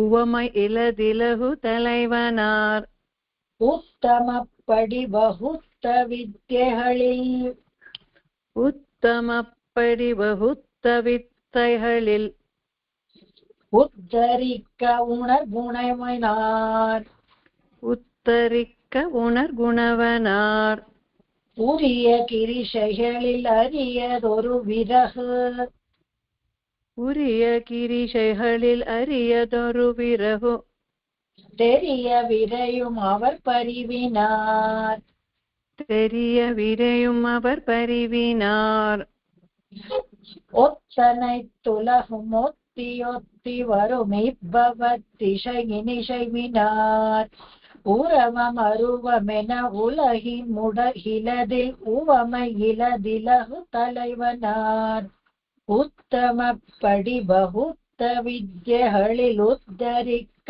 உணர்குணைவனார், உரிய கிரிசைகளில் அரியதொரு விறகு, தெரிய விரையும் அவர் பரிவினார். ஒத்தனைத்துலகும் ஒத்தி வரும் இப்பவத்திசையும் இசைவினார், உருவம் அருவமெனும் உலகில் முடுகிலதில் உவமை இலதிலகு தலைவனார், உத்தமப்படி வகுத்த வித்தைகளில் உத்தரிக்க உணர்குணவனார், உரிய கிரிசைகளில் அரியதொரு விறகு, தெரிய விரையும் அவர் பரிவினார். 17, 18 ಸಾಲಲ್ಲಿ 3ನೇ ಅಧ್ಯಾಯ 1ನೇ ಪಾದ ಇದು. ಒತ್ತನೈತಂ ಅಂದ್ರೆ ಎಲ್ಲವನ್ನು ಅಂತ. ಏನು ಎಲ್ಲವನ್ನು ಅಂದ್ರೆ ಜಾಗೃತ, ಸ್ವಪ್ನ, ನಿದ್ರಾ ಮತ್ತು ಮೂರ್ಛಾ ಅಥವಾ ತುರಿಯ, ಈ 4 ಅವಸ್ಥೆಗಳಿಗೂ ಭಗವಂತನೇ ನಿರ್ವಾಹಕ. ಸಾಕಲ್ಲ, ಇನ್ನೇನ್ ಬೇಕು ನಿಮ್ಗೆ? ಎದ್ದಾಗ ಯಾರಪ್ಪ ಎಲ್ಲ ನಿರ್ವಾಹಕ ಮಾಡ್ತಾರೆ ಅಂದ್ರೆ ಭಗವಂತ ನೋಡ್ಕೊಳ್ತಾನೆ. ಸ್ವಪ್ನಾವಸ್ಥೆಯಲ್ಲಿ ಯಾರು ಎಲ್ಲ ನೋಡ್ಕೋತಾರೆ ಅಂದ್ರೆ ಭಗವಂತನೇ ನಿರ್ವಾಹಕ ಅಂತೆ, ಅದಕ್ಕೆ ಅವನೇ ಕಮಾಂಡರ್. ಹೋಗ್ಲಿ, ಅದಾಯ್ತು. ಸ್ವಪ್ನಾವಸ್ಥೆಯಲ್ಲಿ ಯಾರಪ್ಪ ನಿರ್ವಾಹಕರು ಅಂದ್ರೆ ಅದಕ್ಕೂ ಭಗವಂತನೇ ನಿರ್ವಾಹಕ. ಮತ್ತೆ ಮೂರ್ಛೆ ಅಂತ ಹೇಳಿದ್ರೆ ಬೇಕಾದ್ರೆ ನೀವು ಸಾವು ಅಂತ ಬೇಕಾದ್ರೆ ಇಟ್ಕೋಬಹುದು, ತುರಿ ಅಥವಾ ಫೋರ್ತ್ ಅಂತಾನು ಇಟ್ಕೋಬಹುದು, ಹೇಗಾದ್ರೂ ಇಟ್ಕೋಬಹುದು. ಆ ಅವಸ್ಥೆಗೆ ಯಾರು ನಿರ್ವಾಹಕ ಅಂದ್ರೆ ಅದಕ್ಕೂ ಭಗವಂತನೇ. ನೋಡಿ, ಎಷ್ಟಕ್ಕೂ ಎಲ್ಲದಕ್ಕೂ ಭಗವಂತನೇ ಕಾರಣ ಆಗಿದ್ರೆ ಕೂಡ ಎಲ್ಲಾ ಅವಸ್ಥೆನಲ್ಲೂ ನಾವು ಸುಮ್ಮನೆ ಒಂದು ನೀರಡಿತೀವಿ, ನಾವೇ ನಮ್ಮನ್ನು ಕಾಪಾಡ್ಕೊಳ್ತೀವಿ ಅಂತ ಚಿಂತೆ ಮಾಡಿ ಮಾಡಿ ಕೊರಗಿ ಅನ್ಯಥಾ ಸಮಯವನ್ನ ಹಾಳು ಮಾಡ್ತಾ ಇದ್ದೀವಿ ಅಷ್ಟೇನೆ. ಇದು ಎಷ್ಟು ಸೊಗಸಾಗಿ ಇಲ್ಲಿ ಹೇಳ್ತಾರೆ ನೋಡಿ ಇವರು. ಏನಾಯ್ತು, ಒತ್ತನಾಯ್ತು, ಒಂದು ಬಿಡದೆ ಎಲ್ಲವನ್ನು ಭಗವಂತನೇ ನಿರ್ವಾಹಕ ಮಾಡ್ತಾನೆ. ನಿರ್ವಾಹಕ ಅವನೇ ಅಷ್ಟೇ. ನೀವು ಸುಮ್ಮನೆ ಇವರಲ್ಲಿ ಅದ್ರಲ್ಲಿ ಹೇಳ್ತಾರಲ್ಲ, ಯಂತ್ರಾರೂಢಾನಿ ಮಾಯೆಯ ಅಂತ. ಯಾವಾಗ್ಲೂ ಅಷ್ಟೇನೆ, ನಾವೆಲ್ಲ ಅವನ್ನ ತೊಗಲಿನ ಬೊಂಬೆಗಳ ತರ, ಪಪೆಟ್ಸ್ ತರ. ಅವನು ಆಕ್ಚುಲಿ ಸೂತ್ರಧಾರಿ ಭಗವಂತನೇ. ಸೊ ಅದನ್ನ ತಿಳ್ಕೊಂಡ್ಬಿಟ್ರೆ ನಮ್ಮ ಕೈವಾಡ, ನಮ್ಮ ಕೈಚಳಕದಿಂದ ಏನೂ ನಡೀತಾ ಇಲ್ಲ, ನಮ್ಮದೇನೂ ಇಲ್ಲ, ಎಲ್ಲ ಭಗವಂತನದೇ ಅನ್ನೋದು ಚೆನ್ನಾಗಿ ಗೊತ್ತಾಗುತ್ತೆ. ಜಾಗೃತ, ಸ್ವಪ್ನ, ನಿದ್ರೆ ಮತ್ತು ಈ ತುರಿಯ ಸ್ಥಿತಿ ಎಲ್ಲ ಅವಸ್ಥೆಗಳಿಗೂ ನಿರ್ವಾಹಕ ಅವನೇ. ಅನ್ನೋದನ್ನ ಇಲ್ಲಿ ಈ 2 ಸಾಲಲ್ಲಿ ಹೇಳ್ತಾರೆ. ಮತ್ತು ಈ ಮುಂದಿನ ಸಾಲು 19, 20 ಒತ್ತನೆ ಇತ್ತು ಉಲಹಂ. ಉಲಹಂ ಅಂತ ಹೇಳಿದಾಗ ಬರೀ ನಮ್ಮ ಜಗತ್ತು ಮಾತ್ರ ಅಲ್ಲ, ಎಲ್ಲ ಅನಂತ ಕೋಟಿ ಬ್ರಹ್ಮಾಂಡದಲ್ಲಿ ಜಾಗೃತ ಅವಸ್ಥೆಯಲ್ಲಿ, ನಿದ್ರಾವಸ್ಥೆಯಲ್ಲಿ. ನಿದ್ರಾ ಅಂತ ಹೇಳಿದ್ರೆ ಇವಾಗ ಸೂರ್ಯ ಹುಟ್ಟಿದಾಗ ನಾವು ಜಾಗೃತವಾಗಿರ್ತೀವಿ, ಸೂರ್ಯ ಮುಳುಗಿದಾಗ ನಾವು ನಿದ್ರಾವಸ್ಥೆಗೆ ಬರ್ತೀವಿ. ಆದ್ರೆ ಇವಾಗ ಆ ಸೂರ್ಯ ಇಲ್ಲದೆ ಇರೋವಾಗ್ಲೂ ಬೆಳಕಿಟ್ಕೊಂಡು ಕೆಲಸ ಮಾಡ್ತಾ ಇದ್ರೆ ಅದು ನಿಮ್ ತಲೆಪಾಡ, ಅದಕ್ಕೆ ಭಗವಂತ ಏನು ಮಾಡಕ್ಕಾಗಲ್ಲ. ಅವಾಗ ಏನಾಗುತ್ತೆ, ಅವಾಗ ನಿಮ್ಗೆ ಜಾಗೃತ ಅವಸ್ಥೆ, ಅದಕ್ಕೂ ನಿರ್ವಾಹಕ ಭಗವಂತನೇ ಆಗ್ತಾನೆ. ನಮ್ಮ ಅವಸ್ಥೆ ಏನಿದೆ, ಜಾಗೃತ ಅವಸ್ಥೆ, ನಿದ್ರಾವಸ್ಥೆ, ಸ್ವಪ್ನಾವಸ್ಥೆ, ಈ ಎಲ್ಲ ಅವಸ್ಥೆಗಳಲ್ಲಿಯೂ ನಿರ್ವಾಹಕ ಭಗವಂತನೇ ಎಲ್ಲವನ್ನು ಮಾಡೋದು ಅಂತ. ಇಬ್ಬವತ್ ಇಬ್ಬವತ್ ಅಂದ್ರೆ ಈ ಭೂಮಿನಲ್ಲಿ, ಈ ಸಂಸಾರದಲ್ಲಿ ನಡೆಯೋ ಎಲ್ಲದಕ್ಕೂ ಭಗವಂತನೇ ನಿರ್ವಾಹಕ. ನಾವು ಮಾತ್ರ ಅಂದ್ಕೊಳ್ತೀವಿ ನನ್ನಿಂದ ಆಗಿದ್ದು, ಇದು ನಾನ್ ಪ್ಲಾನ್ ಮಾಡಿದ್ದು, ನಾನ್ ಮಾಡ್ತಾ ಇರೋದು ಅಂತ ಅಂದ್ಕೊಳ್ತೀವಿ. ಆದ್ರೆ ಪ್ರತಿಯೊಂದು ಎಲ್ಲ ವಿಷಯವನ್ನು ಭಗವಂತನೇ ನಿರ್ವಾಹಕ. ಅದು ಮೊದಲನೇ ಸಾಲು. ಊರವ ಮರುವಂ ಎನ ಉಲಹಿನ್ ಮುಡಹಿಲದಿಲ್ ಉವಮೆ ಇಲದಿಲಹ ತಲೆವನಾರ್. ಏನಪ್ಪಾ ಅಂತ ಹೇಳಿದ್ರೆ 19, 20 ಸಾಲುಗಳಲ್ಲಿ ಏನ್ ಹೇಳ್ತಾರೆ ಅಂದ್ರೆ, ಈ ಬ್ರಹ್ಮಸೂತ್ರದ 3ನೇ ಅಧ್ಯಾಯದ 2ನೇ ಪಾದ ಇದು. ಚೇತನ ಮತ್ತು ಅಚೇತನ ಒಳಗಿಂದಲೂ ಹೊರಗಿಂದಲೂ ಭಗವಂತನೇ ಇರ್ತಾನೆ. ಎಲ್ಲ ಚೇತನ ಅಚೇತನ ವಸ್ತುಗಳಲ್ಲಿ ಒಳಗೆ ಇದ್ದರೂ ಕೂಡ ಅವುಗಳ ದೋಷ ಅವನಿಗೆ ಅಂಟೋದಿಲ್ಲ. ಅವುಗಳ ದೋಷ, ಮೂವಮೈ ಅಂತ ಹೇಳಿದ್ರೆ ದೋಷ, ಅವನಿಗೆ ತಾಕುವುದಿಲ್ಲ. ಈಗ ಒಂದು ಎಲ್ಲ ವಸ್ತುಗಳಲ್ಲೂ ಅವನು ಇರ್ತಾನೆ ಅಂದ್ರೆ, ಒಂದು ಕೊಳ್ತೋಗಿರೋ ಹಣ್ಣೋ ಏನೋ ಒಂದಿರುತ್ತೆ ಅಂದ್ಕೊಳ್ಳಿ, ಇದು ಒಂದು ವಸ್ತು ತಾನೆ, ಅದು ಅದ್ರೊಳಗೂ ಭಗವಂತ ಇದ್ದಾನೆ. ಅವಾಗ ಅಯ್ಯೋ ಕೊಳ್ತೋಗಿರೋ ವಾಸನೆ ಅದು ಎಲ್ಲ ಅವ್ನು ಅಂಟ್ಕೊಳ್ಳುತ್ತೆ. ಉವಮೈ, ಆ ದೋಷಗಳೆಲ್ಲ ಅವನಿಗೆ ಅಂಟೋದಿಲ್ಲ. ಅಚೇತನ ವಸ್ತುವಾದ ಕೊಳ್ತೋಗಿರೋ ಹಣ್ಣಿನಲ್ಲಿಯೂ ನೀವು ಹೆಸರಿಡಿದು ಏನಾದ್ರೂ ಒಂದು ಕರಿಬೇಕು ಅಂತಿದ್ರೆ ಆ ವಸ್ತು ಒಳಗೆ ಭಗವಂತ ಇದ್ದಾನೆ, ಆಯ್ತಾ. ಆ ವಸ್ತು ಒಳಗೆ, ಆ ಕೊಳ್ತೋಗಿರೋ ಪದಾರ್ಥದಲ್ಲಿ ಭಗವಂತ ಇದ್ದಾನೆ ಅಂತ ಹೇಳಿದ್ರೆ ಆ ದೋಷ ಅವನಿಗೆ ಅಂಟುಕೊಳ್ಳುತ್ತಾ ಅಂತ ಹೇಳಿದ್ರೆ ಹೂವಮೈ ಅಂತ ಇಲ್ಲಿ ಏನ್ ಹೇಳ್ತಾರೆ, ಆ ಹೂವಮೈ ಇಲ್ಲದೆ ಇರೋನು ಅವನಿಗೆ ತಾಕೋದೆ. ಹೂವಮೈ ಇಲಹ್ ತಲೆಮನ, ಅವನಿಗೆ ಇಲಹ್ ಅಂದ್ರೆ ಯಾವಾಗ್ಲೂ ಪ್ರಕಾಶಮಾನವಾಗಿ ಇರ್ತಾನೆ, ಅವನಿಗೆ ಈ ದೋಷ ಯಾವುದು ಅಂಟೋದಿಲ್ಲ. ಅದು ತುಂಬಾ ಮುಖ್ಯ. ಅದನ್ನ ಇದರಲ್ಲಿ ತೋರಿಸ್ಕೊಡ್ತಾರೆ. ಆಮೇಲೆ ಮುಂದಿನ ಸಾಲಲ್ಲಿ ಏನ್ ಹೇಳ್ತಾರೆ ಅಂತ ಹೇಳಿದ್ರೆ 23, 24ನೇ ಸಾಲಲ್ಲಿ ಉತ್ತಮ ಪಡಿ ಬಹುತ್ತ ವಿದ್ಯೆ ಹಳಿಲ್ ಉತ್ತರಿಕ್ಕ ಉಣರ್ಗುಣೈವನಾರ್. ಇದರಲ್ಲಿ 3ನೇ ಅಧ್ಯಾಯದಲ್ಲಿ 3ನೇ ಪಾದ. ಈ ಪಾದದಲ್ಲಿ ಅನೇಕ ಉಪಾಸನೆಗಳನ್ನ ನಮಗೆ, ಇದಕ್ಕೆ 3ನೇ ಪಾದ ಉತ್ತಮ ಪಡಿ ಬಹು ಕರೆಕ್ಟ್ ಆಗಿ 3ನೇ ಸಾಲಿಗೆ 4ನೇದಲ್ಲ. ಉತ್ತಮ ಪಡಿ ಬಹುತ್ತ ವಿದ್ಯೆ ಹಳಿಲ್ ಉತ್ತರಿಕ್ಕ ಉಣರ್ಗುಣೈವನಾರ್.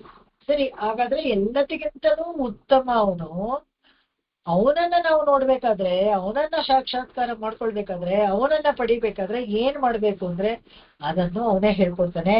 ಏನ್ ಮಾಡ್ಬೇಕು ಅಂದ್ರೆ ಉತ್ತಮ ಪಡಿ, ಅದನ್ನ ಹೇಳಿದ್ರೆ ಉತ್ತಮ ಪಡಿ ಬಹುತ್ತ ವಿದ್ಯೆ ಹಳಿ, ಅನೇಕ ವಿದ್ಯೆಗಳನ್ನ ಹೇಳ್ಕೊಳ್ತಾನೆ. 32 ವಿದ್ಯೆ ಇದೆ. ಯಾವ್ದಾದ್ರೂ ವಿದ್ಯೆಯನ್ನ ನಾವು ಅನುಸರಿಸಿ ಅವಾಗ ಭಗವಂತನನ್ನ ಹೋಗಿ ಸೇರ್ಬೋದು ನಾವು. ಯಾವಾಗ ಅಂದ್ರೆ ದಹರ ವಿದ್ಯೆ, ಶಾಂಡಿಲ್ಯ ವಿದ್ಯೆ, ಭೂಮಾ ವಿದ್ಯೆ, ಇವೆಲ್ಲನೂ ಈ ವಿದ್ಯೆಗಳಿದೆ. ಆ ವಿದ್ಯೆಗಳ ಕೊನೆಯಲ್ಲಿ ಭಕ್ತಿ ಯೋಗ, ಪ್ರಪತ್ತಿ ಎಲ್ಲನೂ ಬರುತ್ತೆ ಅದ್ರಲ್ಲಿ. ಆ 32 ವಿದ್ಯೆಗಳಲ್ಲಿ ಯಾವುದನ್ನಾದ್ರೂ ಉಪಾಸನೆ ಮಾಡಿ ನಾವು ಭಗವಂತನ ಉದ್ಧರಿಕ ಉಣರ್ ಗುಣೈವನಾರ್, ನಾವು ಉದ್ಧಾರ ಆಗ್ಬೇಕು ಅಂತಾನೆ ಈ 32 ವಿದ್ಯೆಗಳನ್ನು ಚಾಂದೋಕ್ಯ ಉಪನಿಷತ್ತುಗಳಲ್ಲಿ ನಮಗೆ ತಿಳಿಸ್ಕೊಟ್ರು. ಎಲ್ಲವನ್ನ ನಾವು ಯಾವ್ದಾದ್ರು ಚಾಂದೋಕ್ಯ ಶಾಂಡಿಲ್ಯ ವಿದ್ಯೆ ಅವುಗಳ ಬಗ್ಗೆ ಎಲ್ಲ ಡೀಟೇಲ್ ಆಗಿ ಹೇಳ್ತಾರೆ. ನಾವು ಅದು ತಿರುಪಾವಳಿ ಸಮಯದಲ್ಲಿ ಕೂಡ ನಾವು ಅನುಭವಿಸಿದೀವಿ ಅದನ್ನೆಲ್ಲ. ಯಾವ್ದಾದ್ರೂ ಉಪಾಸನೆ ಮಾಡಿ ಭಗವಂತನನ್ನ ಹೋಗಿ ಸೇರ್ಬೋದು. ಅದಕ್ಕೆ ಸೇರ್ಬೇಕು ಅನ್ನೋದಕ್ಕೋಸ್ಕರ ಉತ್ತರಿಕ ಗುಣರ್ಗುಣೈವನ, ಅವನನ್ನ ಉಪಾಸನೆ ಮಾಡ್ಬೇಕಾದ್ರೆ ಅವನ ನಾಮ ಜಪವನ್ನ ಮಾಡಬೇಕು ಅಂತ. ಒಂದು ಸುಂದರವಾದ ಗುಣವುಳ್ಳ ಭಗವಂತ, ಅನೇಕ ಕಲ್ಯಾಣ ಗುಣಗಳ ಗಣ, ಒಂದು ಮಾತ್ರ ಅಲ್ಲ, ಕಲ್ಯಾಣ ಗುಣಗಣ ಉಳ್ಳ ಭಗವಂತನ ಹೆಸರನ್ನ ನಾವು ಜಲ್ಪಿಸುತ್ತಾ, ನಾವು ಬಾಯಲ್ಲಿ ಉಪಾಸನೆ ಮಾಡುತ್ತಾ ಅವನನ್ನ ಪಡಿಬಹುದು. ಗುಣವನ ಆತರ ಗುಣ ಇರೋನು, ಅನೇಕ ಕಲ್ಯಾಣ ಗುಣ ಇರೋನು. ನನ್ ಏನಪ್ಪಾ ಅಂತ ಹೊಗಳೋದು, ಯಾರಾದ್ರೂ ಇಂಟ್ರೊಡ್ಯೂಸ್ ಮಾಡ್ಬೇಕಂದ್ರೆ ಏನಪ್ಪಾ ತುಂಬಾ ಅಯೋಗ್ಯ ಬಗ್ಗೆ ಏನಿದೆ ಹೇಳಕ್ಕೆ ನಂತರ ನಾವು ಅನ್ಕೋತೀವಲ್ಲ, ಯಾರಾದ್ರೂ ಒಬ್ರು ಅಯೋಗ್ಯರಿದ್ರೆ. ಆದ್ರೆ ಭಗವಂತನ ವಿಷಯದಲ್ಲಿ ಆತರ ನಮಗೆ ಏನು ಅನುಮಾನ ಬರೋದಿಲ್ಲ, ಚರ್ಚೆಗೆ ಆಸ್ಪದವೇ ಇಲ್ಲ. ಯಾಕಂತ ಹೇಳಿದ್ರೆ ಅವನ ಕಲ್ಯಾಣ ಗುಣಗಳು ಅನೇಕ ಗುಣಗಳಿದೆ, ಅಸಂಖ್ಯೇಯ ಕಲ್ಯಾಣ ಗುಣಗಣ. ಅದನ್ನ ಗದ್ಯತ್ರಯದಲ್ಲಿ ಭಗವದ್ ರಾಮಾನುಜರು ಮತ್ತೆ ಮತ್ತೆ ಉಪಯೋಗಿಸಿ ನಮಗೆ ಹೇಳ್ತಾರೆ. ಭಗವಂತನ ಗುಣಗಳು ಅಸಂಖ್ಯೇಯ, ಎಣಿಸೋಕ್ಕಾಗೋದಿಲ್ಲ. ಕಲ್ಯಾಣ ಗುಣ, ಅದು ಒಳ್ಳೆ ಗುಣಗಳು. ಯಾವ ಗುಣಗಳು ಅಂತ ಹೇಳಿದ್ರೆ ಕೆಟ್ಟ ಗುಣಗಳ ಅಂತ ಹೇಳಿದ್ರೆ ಒಳ್ಳೆ ಗುಣಗಳು. ಕಲ್ಯಾಣ ಗುಣ ಅಂತ ಹೇಳಿದ್ರೆ ಯಾವಾಗ್ಲೂ ಅವನ ಶಕ್ತಿ ಸಾಮರ್ಥ್ಯವನ್ನ ಬೇರೆಯವರ ಒಳ್ಳೆಯದಕ್ಕೆ ಉಪಯೋಗಿಸುವಂತದ್ದು ಕಲ್ಯಾಣ ಗುಣ. ಅವನು ಕಲ್ಯಾಣ ಗುಣ ಅಂತ ಹೇಳಿದ್ರೆ ಅವನು ವೀರ ಧೀರ ಎಲ್ಲ ಅನೇಕ ಶೂರರನ್ನ ಕೊಲ್ತಾನೆ, ಮತಿರಥ ಮಹಾರಥಗಳನ್ನೆಲ್ಲ ಕೊಲ್ತಾನೆ. ಕೊಲೆಗಡಕ ಅಲ್ವಾ ಅಂತ ಹೇಳಿದ್ರೆ ಅಲ್ಲೂ ಒಂದು ಪ್ರಶ್ನೆ ಬರುತ್ತೆ. ಯಾಕೆಂತ ಹೇಳಿದ್ರೆ ಕಲ್ಯಾಣ ಗುಣ ಒಳ್ಳೆಯದನ್ನ ಮಾಡಕ್ಕೆ ಲೋಕ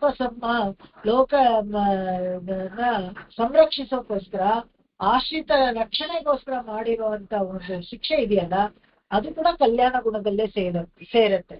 ಅದನ್ನ ಇಲ್ಲಿ ಹೇಳ್ತಾರೆ.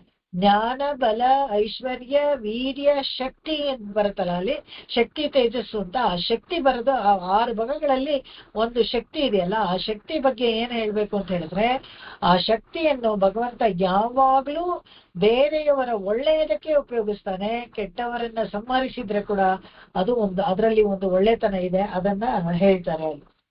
ಗುಣ ಇವನ ಆತರ ಗುಣವುಳ್ಳವನು ಭಗವಂತ. உரிய கிரிசைகளில் அறியதொரு விறகு தெரிய விரையும் அவர் ಪರಿವಿನಾರ್. ಈ 23-24 ಸಾಲಲ್ಲಿ ಏನ್ ಹೇಳ್ತಾರೆ ಅಂತ ಹೇಳಿದ್ರೆ, ಇದರಲ್ಲಿ ಊರಿಯ ಕಿರಿಶೈಹಳ್ಳಿ ಅಂತ ಹೇಳಿದ್ದು ಸಾತ್ವಿಕ ತ್ಯಾಗ ಮಾಡ್ಬೇಕು. ಏನಾದ್ರೂ ಉಪಾಸನೆ ಮಾಡಿದ್ರೆ ಕೂಡ ಕೊನೆಯಲ್ಲಿ ಒಂದು ಸಾತ್ವಿಕ ತ್ಯಾಗ ಮಾಡ್ಬೇಕು. ಯಾಕಂದ್ರೆ ಮನಸಾರೆ ಒಂದು ಉಪಾಸನೆ ಮಾರ್ಗವನ್ನ ನಾವು ಅನುಸರಿಸಿದಾಗ ಅಲ್ಲಿ ಉಪಾಸನೆ ಮಾಡುವಾಗ ಆರ್ಜವವಾಗಿ ಮಾಡ್ಬೇಕು. ಆರ್ಜವವಾಗಿ ಮಾಡಿ ಆ ಸಾಧನೆಗಳೆಲ್ಲ ಫಲ ಕೊಟ್ಟಾಗ ಸಾತ್ವಿಕ ತ್ಯಾಗವನ್ನ ಮಾಡ್ಬೇಕು. ಯಾವುದೇ ಒಂದು ನೇಮ ನಿಷ್ಠೆಯಿಂದ ನಿತ್ಯ ನೈಮಿತ್ತಿಕಗಳನ್ನ ಎಲ್ಲ ಮಾಡ್ಬೇಕು.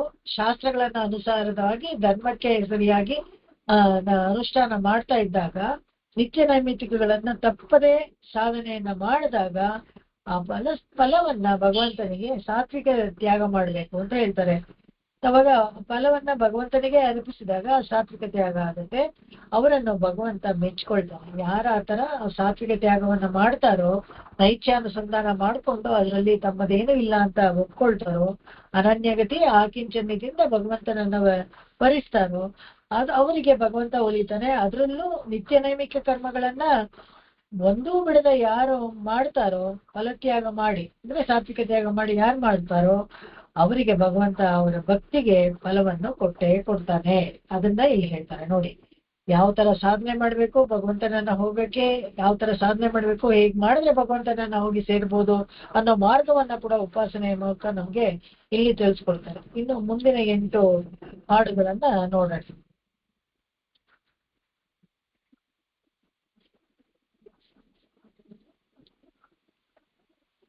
ಶತ್ತಶತ್ತೆನುಂ ಅನೈತ್ತಣೈತ್ತ ವಿನೈ. ಶತ್ತಶತ್ತೆನುಂ ಅನೈತ್ತಣೈತ್ತ ವಿನೈ. ತೊತ್ತರುಕ್ಕ ವಲ ತುಣವಿನಾರ್. ತೊತ್ತರುಕ್ಕ ವಲ ತುಣಿವಿನಾರ್. துணிவினார் கரெக்ட். ஷரியும் அளவில் உரிய வரை அறிவறிய. ಶರಿயும் அளவில் ಉರಿಯ ವರೆ ಅರಿವರಿಯ. ಧಮನಿ ನೆರಿ ಶೆರಹು ವಿರಹಿನಾರ್. ರಮನಿ ನೆರಿ ಶೊರುಗು ವಿರಗಿನಾರ್. ತತ್ತುವತ್ತಿರುಳುದೈತ್ತಡೈವ. தத்துவத்திரளுதைத்துதைத்தடைவு. தத்துவிக்கும் அவர் தலைவினார். தத்துவிக்கும் அவர் தலைவனார். தலைவனார் ஓಕೆ. ಸ್ವಾಮಿಯಿಂದ ತರುಹ ಉಣரும் அவர் ಶರಣ ಮಣುಹ ವಿಡಲ್. ತರುಹ ಉಣரும் அவர் ಶರಣ ಮಣುಹ ವಿಡಲ್. அரிய அருள் வரதரடியமே. அரிய அருள் வரதரடியமே. ಶತ್ತ ಶಕ್ತನು ಮನೈತ್ತಣೈತ್ತ ವಿನೈ ತೊತ್ತರುಕ್ಕ ಬಲ ತುಣಿವಿನಾರ್. ಶರಿಯು ಮಳವಿಲುರಿಯವರೆ ಅರಿವರಿಯ ಧಮನಿ ನೆರಿಶೆರುಹು ವಿರಹಿನಾರ್ தத்துவத்திருளுதைத்தடைவு தத்துவிக்குமவர் தலைவனார் தருக உணரும் அவர் சரணமணுக விடல் அரிய அருள் வரதரணியமே. செத்த செத்தெனும் அனைத்தனைத்த வினை தொத்தரு கவல துணிவினார் செரியுமளவில் உரியவரை அறிவறிய தமனி நெறி சொருகு விரகினார் தத்துவத்திரள் உதைத்துதைத்தடைவு தத்துவிக்கும் அவர் தலைவனார் தருக உணரும் அவர் சரண மணுக விடல் ಅರಿಯ ಅರುಳ್ ವರದರ್ ಅಡಿಯಮೇ. ಸುಮ್ನೆ ಒಂದು ಸಿನಾಪ್ಸಿಸ್ ತರ ಹಿಂದೆ 3 ಅಧ್ಯಾಯ ನೋಡಿದ್ವಲ್ಲ, ಅವೆಲ್ಲ ಏನು ಅಂತ ನೋಡ್ಕೊಂಡು ಇದಕ್ಕೆ ಬರೋಣ. ಇದು ಕೊನೆಯದು 4ನೇ ಅಧ್ಯಾಯ. ಇದರಲ್ಲೂ 4 ಪಾದಗಳಿವೆ. ಇದನ್ನು ನೋಡೋಣ. ಮೊದಲನೇ ಪಾದದಲ್ಲಿ ಭಗವಂತನೇ ಜಗತ್ ಕಾರಣ ಅಂತ ನೋಡಿದ್ವಿ. 2ನೇ ಪಾದದಲ್ಲಿ ಈ ಮೊದಲನೇ ಪಾದಕ್ಕೆ ಸಮನ್ವಯ ಅಧ್ಯಾಯ ಅಂತ ಹೇಳಿ, ಸಮನ್ವಯ ಅಧ್ಯಾಯ ಅಂತ ಹೆಸರು. ಅದಕ್ಕೆ ಈ ಬ್ರಹ್ಮಸೂತ್ರದಲ್ಲಿ ಮೊದಲನೇ ಅಧ್ಯಾಯ ಇದೆಯಲ್ಲ, ಅದಕ್ಕೆ ಸಮನ್ವಯ ಅಧ್ಯಾಯ ಅಂತ. 2ನೇ ಅಧ್ಯಾಯಕ್ಕೆ ಅವಿರೋಧ್ಯಾಯ ಅಂತ ಹೆಸರು. ಅದಕ್ಕೆ ಅದರಲ್ಲಿ ಪರಮತ ವಿರೋಧ, ಆ ಪರಮತವನ್ನೆಲ್ಲ ಜಲ್ಪವಾದಿಗಳನ್ನ ಎದುರಿಸಿ ಭಗವಂತನೇ ಜಗತ್ ಕಾರಣ ಅನ್ನೋದನ್ನ ಸ್ಪಷ್ಟೀಕರಿಸುವಂಥದ್ದು. ಈ 3ನೇ ಅಧ್ಯಾಯದಲ್ಲಿ ಸಾಧನಾ ಅಧ್ಯಾಯ, ಸಾಧನೆ ಮಾಡಕ್ಕೆ ಭಗವಂತನನ್ನ ಹೋಗಿ ಸೇರಕ್ಕೆ ಏನೆಲ್ಲ ಉಪಾಸನೆ ಮಾಡಬಹುದು ಅನ್ನೋ ವಿಚಾರಗಳನ್ನೆಲ್ಲ, ಉಪಾಸನ ದಾರಿಗಳನ್ನ ತಿಳಿಸ್ಕೊಡ್ತಾರೆ. ಇವಾಗ 4ನೇ ಅಧ್ಯಾಯದಲ್ಲಿ ಇದು ಫಲೋಧ್ಯಾಯ ಅಂತ ಹೇಳ್ತಾರೆ. ಈ ಫಲ, ಈ 3ನ್ನು ನಾವು ಮಾಡಿ ಈ ಅಧ್ಯಾಯಗಳನ್ನ ನೋಡ್ಕೊಂಡು ಭಗವಂತನಲ್ಲಿ ನಾವು ಸಾಧನೆ ಮಾಡಿದ್ರೆ ಏನ್ ಸಿಗತ್ತೆ ಅಂದ್ರೆ ಫಲಾಧ್ಯಾಯ. ಆ ಅಧ್ಯಾಯವನ್ನ ಈ ನೋಡೋಣ ಏನು ಅಂತ. 25-26 ಸಾಲುಗಳಲ್ಲಿ ಶತ್ತ ಶೆತ್ತೆನು ಮನೈತಣೈತ ವಿನೈತೋತ್ತರು ಕುಂವಲ ತುಣಿವಿನಾರ್. ಇಲ್ಲಿ ಸತ್ತು ಅಂತ ಹೇಳಿದ್ರೆ ಪುಣ್ಯ, ಅಸತ್ತು ಅಂತ ಹೇಳಿದ್ರೆ ಪಾಪ ಅಂತ ಇಟ್ಕೊಳ್ಳೋಣ. ಶತ್ತನೈತು ಪಾಪ ಪುಣ್ಯ ಎರಡನ್ನೂ ನಾಶ ಮಾಡುವಂತ ಒಂದು ಶಕ್ತಿ ಭಗವಂತನಿಗಿದೆ. ಸ್ವಾಮಿ ದೇಶಕರು ಇಲ್ಲಿ ತುಣಿವಿನಾರ್ ಅಂತ ಒಂದು ಪದವನ್ನ ಹಾಕಿ ವರದರಾಜ ಸ್ವಾಮಿ ಹೇಗೆ ಒಂದೇ ಕಾಲಲ್ಲಿ ನಿಂತಿದ್ದಾರಂತೆ ನಮ್ಮನ್ನೆಲ್ಲ ಅನುಗ್ರಹ ಮಾಡಕ್ಕೆ ಸಂಬೋಧನೆ ಮಾಡ್ತಾರೆ. ಅದೇನಪ್ಪಾ ಅಂದ್ರೆ ಕಾರಣ ಪ್ರಪತ್ತಿ ಅಥವಾ ಶರಣಾಗತಿ ಮಾಡ್ಕೊಂಡವರನ್ನ ಕಾಪಾಡಲು ತ್ವರೆ, ಭಗವಂತನಿಗೆ ತ್ವರೆ ಅಂತೆ. ಅದೇನೆ ಭೋಗೇನ ತ್ವಿತರೆ ಕ್ಷಪಯಿತ್ವ ಸಂಪದ್ಯತೆ ಅಂತ. ಏನಂದ್ರೆ ತನ್ನಲ್ಲಿರೋ ಭೋಗಗಳನ್ನೆಲ್ಲ ಅನುಭವಿಸಕ್ಕೆ ಕೊಡಲು ಕಾದ್ಕೊಂಡು ನಿಂತಿದ್ದಾನಂತೆ ಭಗವಂತ. ಅದಕ್ಕೆ ಅವನಿಗೆ ಇನ್ನೊಂದು ಹೆಸರು ಕೂಡ ಸಿದ್ಧೋಪಾಯ, ರೆಡಿಯಾಗಿದ್ದಾನೆ. ನಾವು ಸಾಧ್ಯೋಪಾಯ, ನಮ್ಮ ಕೈಲಾದ ಒಂದು ಸಣ್ಣ ವ್ಯಾಜ ಏನಪ್ಪಾ ಅಂದ್ರೆ ಶರಣಾಗತಿನೋ ಅಥವಾ ಇದನ್ನ ಮಾಡ್ಬೇಕಷ್ಟೇ ವಿನಃ ಬಾಕಿದೆಲ್ಲ ಅವನೇ ಎಲ್ಲ ಮಾಡ್ತಾನೆ. ಆ ವ್ಯಾಜ ಒಂದಿಟ್ಕೊಂಡು ನಮ್ಮನ್ನ ಉದ್ಧಾರ ಮಾಡ್ತಾನೆ. ಜೀವನ್ ಮುಕ್ತರು ಪ್ರಾರಬ್ಧ ಕರ್ಮಗಳನ್ನೆಲ್ಲ ಕಳೆದುಕೊಂಡು ಅವರಿಗೆ ಕರುಣೆಯಿಂದ ಎಲ್ಲವನ್ನ ಕೊಡ್ತಾನಂತೆ. ಅನೈತು ವಿನೈತು ಒತ್ತರುವರುಕ್ಕಂ, ಎಲ್ಲ ವಿನಯ್, ಎಲ್ಲ ಪಾಪಗಳನ್ನು ಸರ್ವಧರ್ಮಾನ್ಪೈತ್ಯ ಮಾಮೇಕಂ ಶರಣಂ ವ್ರಜ ಅಹಂ ತ್ವಾಂ ಸರ್ವ ಪಾಪೇಭ್ಯೋ ಮೋಕ್ಷಯಿಷ್ಯಾಮಿ ಮಾ ಶುಚಃ. ಭಗವದ್ಗೀತೆನೆಲ್ಲ ಹೇಳ್ತಾನ ಇವ ಭಗವಂತ. ಇದೇ ತರ ಅವನು ಎಲ್ಲ ಅನೈತು ವಿನಯ್, ಎಲ್ಲ ವಿನಯಗಳನ್ನು ಅವನು ಕಳೀತಾನೆ ಅಂತ. ಶರಿಯು ಮಳವಿಲ್ ಉರಿಯವರೆ ಅರಿವರಿಯ ಧಮನಿ ನೆರಿ ಶೆರುಹು ವಿರೈವಿನಾರ್. ಈ 27-28 ಸಾಲುಗಳಲ್ಲಿ ಏನಪ್ಪಾ ಅಂದ್ರೆ ನಮ್ಮ ಮೊದಲನೇದು, ಅವನು ಶರಣಾಗತಿಯನ್ನ ಮಾಡ್ಕೊಂಡಾಗ ಅವನು ನಮ್ಮನ್ನ ಕಾಪಾಡ್ತಾನೆ. ಕಾಪಾಡುವಾಗ ಪ್ರಾರಬ್ಧ ಕರ್ಮಗಳನ್ನ ಕಳೆದು ನಮಗೆ ಭೋಗ ಎಲ್ಲ ಕರ್ಮಗಳನ್ನು ಕಳೆದು ಇದ್ ಮಾಡ್ತಾನೆ. ಈ 27-28 ಸಾಲುಗಳಲ್ಲಿ ಇಲ್ಲಿ ಜೀವಾತ್ಮ ಪ್ರಾಣ ಹೋಗ್ಬೇಕಾದ್ರೆ ಆ ಮೂರ್ಧನ ನಾಡಿ ಇದೆಯಲ್ಲ, ಅಲ್ಲಿಂದ ಹೋಗೋ ತರ ಮಾಡ್ತಾನಂತೆ ಭಗವಂತ. 101 ನಾಡಿ ಇದೆ, ಅಲ್ಲಿ ನಡು ನೆತ್ತಿಯಲ್ಲಿ ಮೂರ್ಧನ ನಾಡಿ ಅಂತ ಒಂದಿದೆ, ಅದಕ್ಕೆ ಶಿಶುಮ್ನ ನಾಡಿ ಅಂತ ಕೂಡ ಹೆಸರು. ಅದರಲ್ಲಿ ಇನ್ನು ಇತರೆ ಜೀವಾತ್ಮಗಳು ಬೇರೆ ನಾಡಿಗಳಲ್ಲೆಲ್ಲ ಹೋದಾಗ ಅವುಗಳೆಲ್ಲ ಮತ್ತೆ ಹುಟ್ಟಿ ಬರುತ್ತವೆ. ಈ ಶಿಶುಮ್ನ ನಾಡಿನಲ್ಲಿ ಜೀವ ಹೋದಾಗ ಅವಕ್ಕೆ ಅದು ಬೇರೆ ನಾಡಿಗಳಲ್ಲಿ ಜೀವ ಹೋದಾಗ ಧೂಮ್ರಾದಿ ಮಾರ್ಗದಲ್ಲಿ ಹೋಗಿ ಚಂದ್ರಮಂಡಲವನ್ನ ಸೇರಿ ಮತ್ತೆ ಕರ್ಮ ಭೂಮಿಗೆ ವಾಪಸ್ ಬರ್ತಾರೆ. ಆದ್ರೆ ಈ ಸುಷುಮ್ನ ನಾಡಿನಲ್ಲಿ ಪ್ರಾಣ ಹೋದಾಗ ತೇಜೋಮಯವಾಗಿ ಹೋಗುತ್ತಂತೆ. ಆ ಪ್ರಾಣ ಹೋದಾಗ 12 ಆತಿವಾಹಕರನ್ನ ನಿಯಾಮಿಸ್ತಾನಂತೆ ಭಗವಂತ. ಕೈ ಹಿಡಿದು ನಡೆಸ್ಕೊಂಡು ಹೋಗಿ 12 ಲೋಕಗಳನ್ನ ದಾಟಿಕೊಂಡು ಆಮೇಲೆ ತನ್ನ ಬ್ರಹ್ಮಲೋಕಕ್ಕೆ ಕರ್ಕೊಂಡು ಹೋಗ್ತಾನೆ. ಅದಕ್ಕೆ ಇಲ್ಲಿ ಹೇಳಿದ ತದೋಪೋಗ್ರಜ್ವಲನ್ ತತ್ ಪ್ರಕಾಶಿತ ದ್ವಾರೋ ವಿದ್ಯಾ ಸಾಮಧರ್ಮಾರ್ಥ ಚೇತಗತ್ಯ ಸ್ಮೃತಿರ್ಯೋಗಾಚ ಹಾರ್ದಾನುಗೃಹೀತ ಶತಾಧಿಕ್ರಯ ಅಂತ ಹೇಳ್ತಾರೆ. ಅಂದ್ರೆ 100ಕ್ಕಿಂತ ಜಾಸ್ತಿ ಇದೆಯಲ್ಲ. 101ನೇ ನಾಡಿಯಲ್ಲಿ ಇದು ಬ್ರಹ್ಮಸೂತ್ರದ 4ನೇ ಅಧ್ಯಾಯದಲ್ಲಿ 2ನೇ ಪಾದದಲ್ಲಿ 17ನೇ ಶ್ಲೋಕದಲ್ಲಿ ಬರುತ್ತೆ. ಇದರಲ್ಲಿ 100ನೇ ಒಂದು ನಾಡಿಯಲ್ಲಿ ಪ್ರಾಣವನ್ನು ಹೋಗುವಂತೆ ನೋಡ್ಕೊಳ್ತಾನಂತೆ. ಇಲ್ಲಿ ಸೂಪರ್ವೈಸ್ ಭಗವಂತ. ಯಾರು ಪ್ರಪತ್ತಿ ಮಾಡ್ಕೊಂಡಿರ್ತಾರೋ ಅವರಿಗೆ ಕರ್ಮಗಳನ್ನ, ಅಂದ್ರೆ ಒಳ್ಳೆ ಕರ್ಮ ಕೆಟ್ಟ ಕರ್ಮ ಎಲ್ಲವನ್ನ ಬ್ಯಾಲೆನ್ಸ್ ಮಾಡಿ ಪಾಪ ಪುಣ್ಯಗಳನ್ನೆಲ್ಲ ಕಳೆದು ಅವರ ಜೀವವನ್ನ, ಅವ್ರ ಪ್ರಾಣವನ್ನ ಮೂರ್ನ ನಾಡಿಯಲ್ಲಿ ಹೋಗುವಂತೆ ನೋಡ್ಕೊಂಡು ತನ್ನತ್ತಕ್ಕೆ ಕರ್ಕೊಳ್ತಾನೆ. ತತ್ತುವತ್ತಿರುಳು ದೈತ್ತಡೈವ ತತ್ವವಿಕ್ಕಂ ಅವರ ತಲೆವಿನ. ತತ್ವತಿರುಳು ಅಂತ ಹೇಳಿದ್ರೆ ಪ್ರಕೃತಿ ಮಂಡಲದಲ್ಲಿ ಇರುವಂತ ಈ ಪಂಚಭೂತಗಳು ಇವೆಲ್ಲ ಇದೆಯಲ್ಲ, ಆ ತತ್ವತಿರುಳು ಪ್ರಕೃತಿಯನ್ನ ಒತ್ತು ಉದೈತ್ತಡೈವ ಅದನ್ನೆಲ್ಲ ಒತ್ತು ಬಿಡಿಸಿಕೊಂಡು ಶರೀರವನ್ನ, ಜೀವಾತ್ಮವನ್ನ ಮಾತ್ರ. ಈ ದೇಹ ಪಂಚಭೂತಗಳಿಂದ ಆಗಿದೆ. ಆದ್ರೆ ಇದು ಹೋಗಿ ವೈಕುಂಠಕ್ಕೆ ಹೋಗ್ಬೇಕಾದ್ರೆ ದೇಹ ಸಮೇತ ಸಶರೀರವಾಗಿ ಹೋಗಕ್ಕಾಗಲ್ಲ. ಯಾರೋ ಮತಂಗ ಮಹರ್ಷಿಗಳು ಮಾತ್ರ, ಶಬರಿ ಮಾತ್ರ ಸಶರೀರವಾಗಿ ಹೋದ್ರು. ಅಂದ್ರೆ ಅವರು ಭಕ್ತಿ ಯೋಗ ಸಾಧಿಸ್ಕೊಂಡಿದ್ದವ್ರು. ಆತರ ಸಾಧನೆ ಇಲ್ಲದೆ ಇರೋರ್ಗೆ, ಬರೀ ಶರಣಾಗತಿ ಮಾಡ್ಕೊಂಡವ್ರಿಗೆ ಈ ಶರೀರವನ್ನು ಇಲ್ಲೇ ಬಿಡ್ಬೇಕು. ಆ ಶರೀರವನ್ನ ಬಿಡಿಸೋದು ಹೇಗೆ ಅಂತ ಹೇಳಿದ್ರೆ ಭಗವಂತ ಮಾಡ್ತಾನೆ.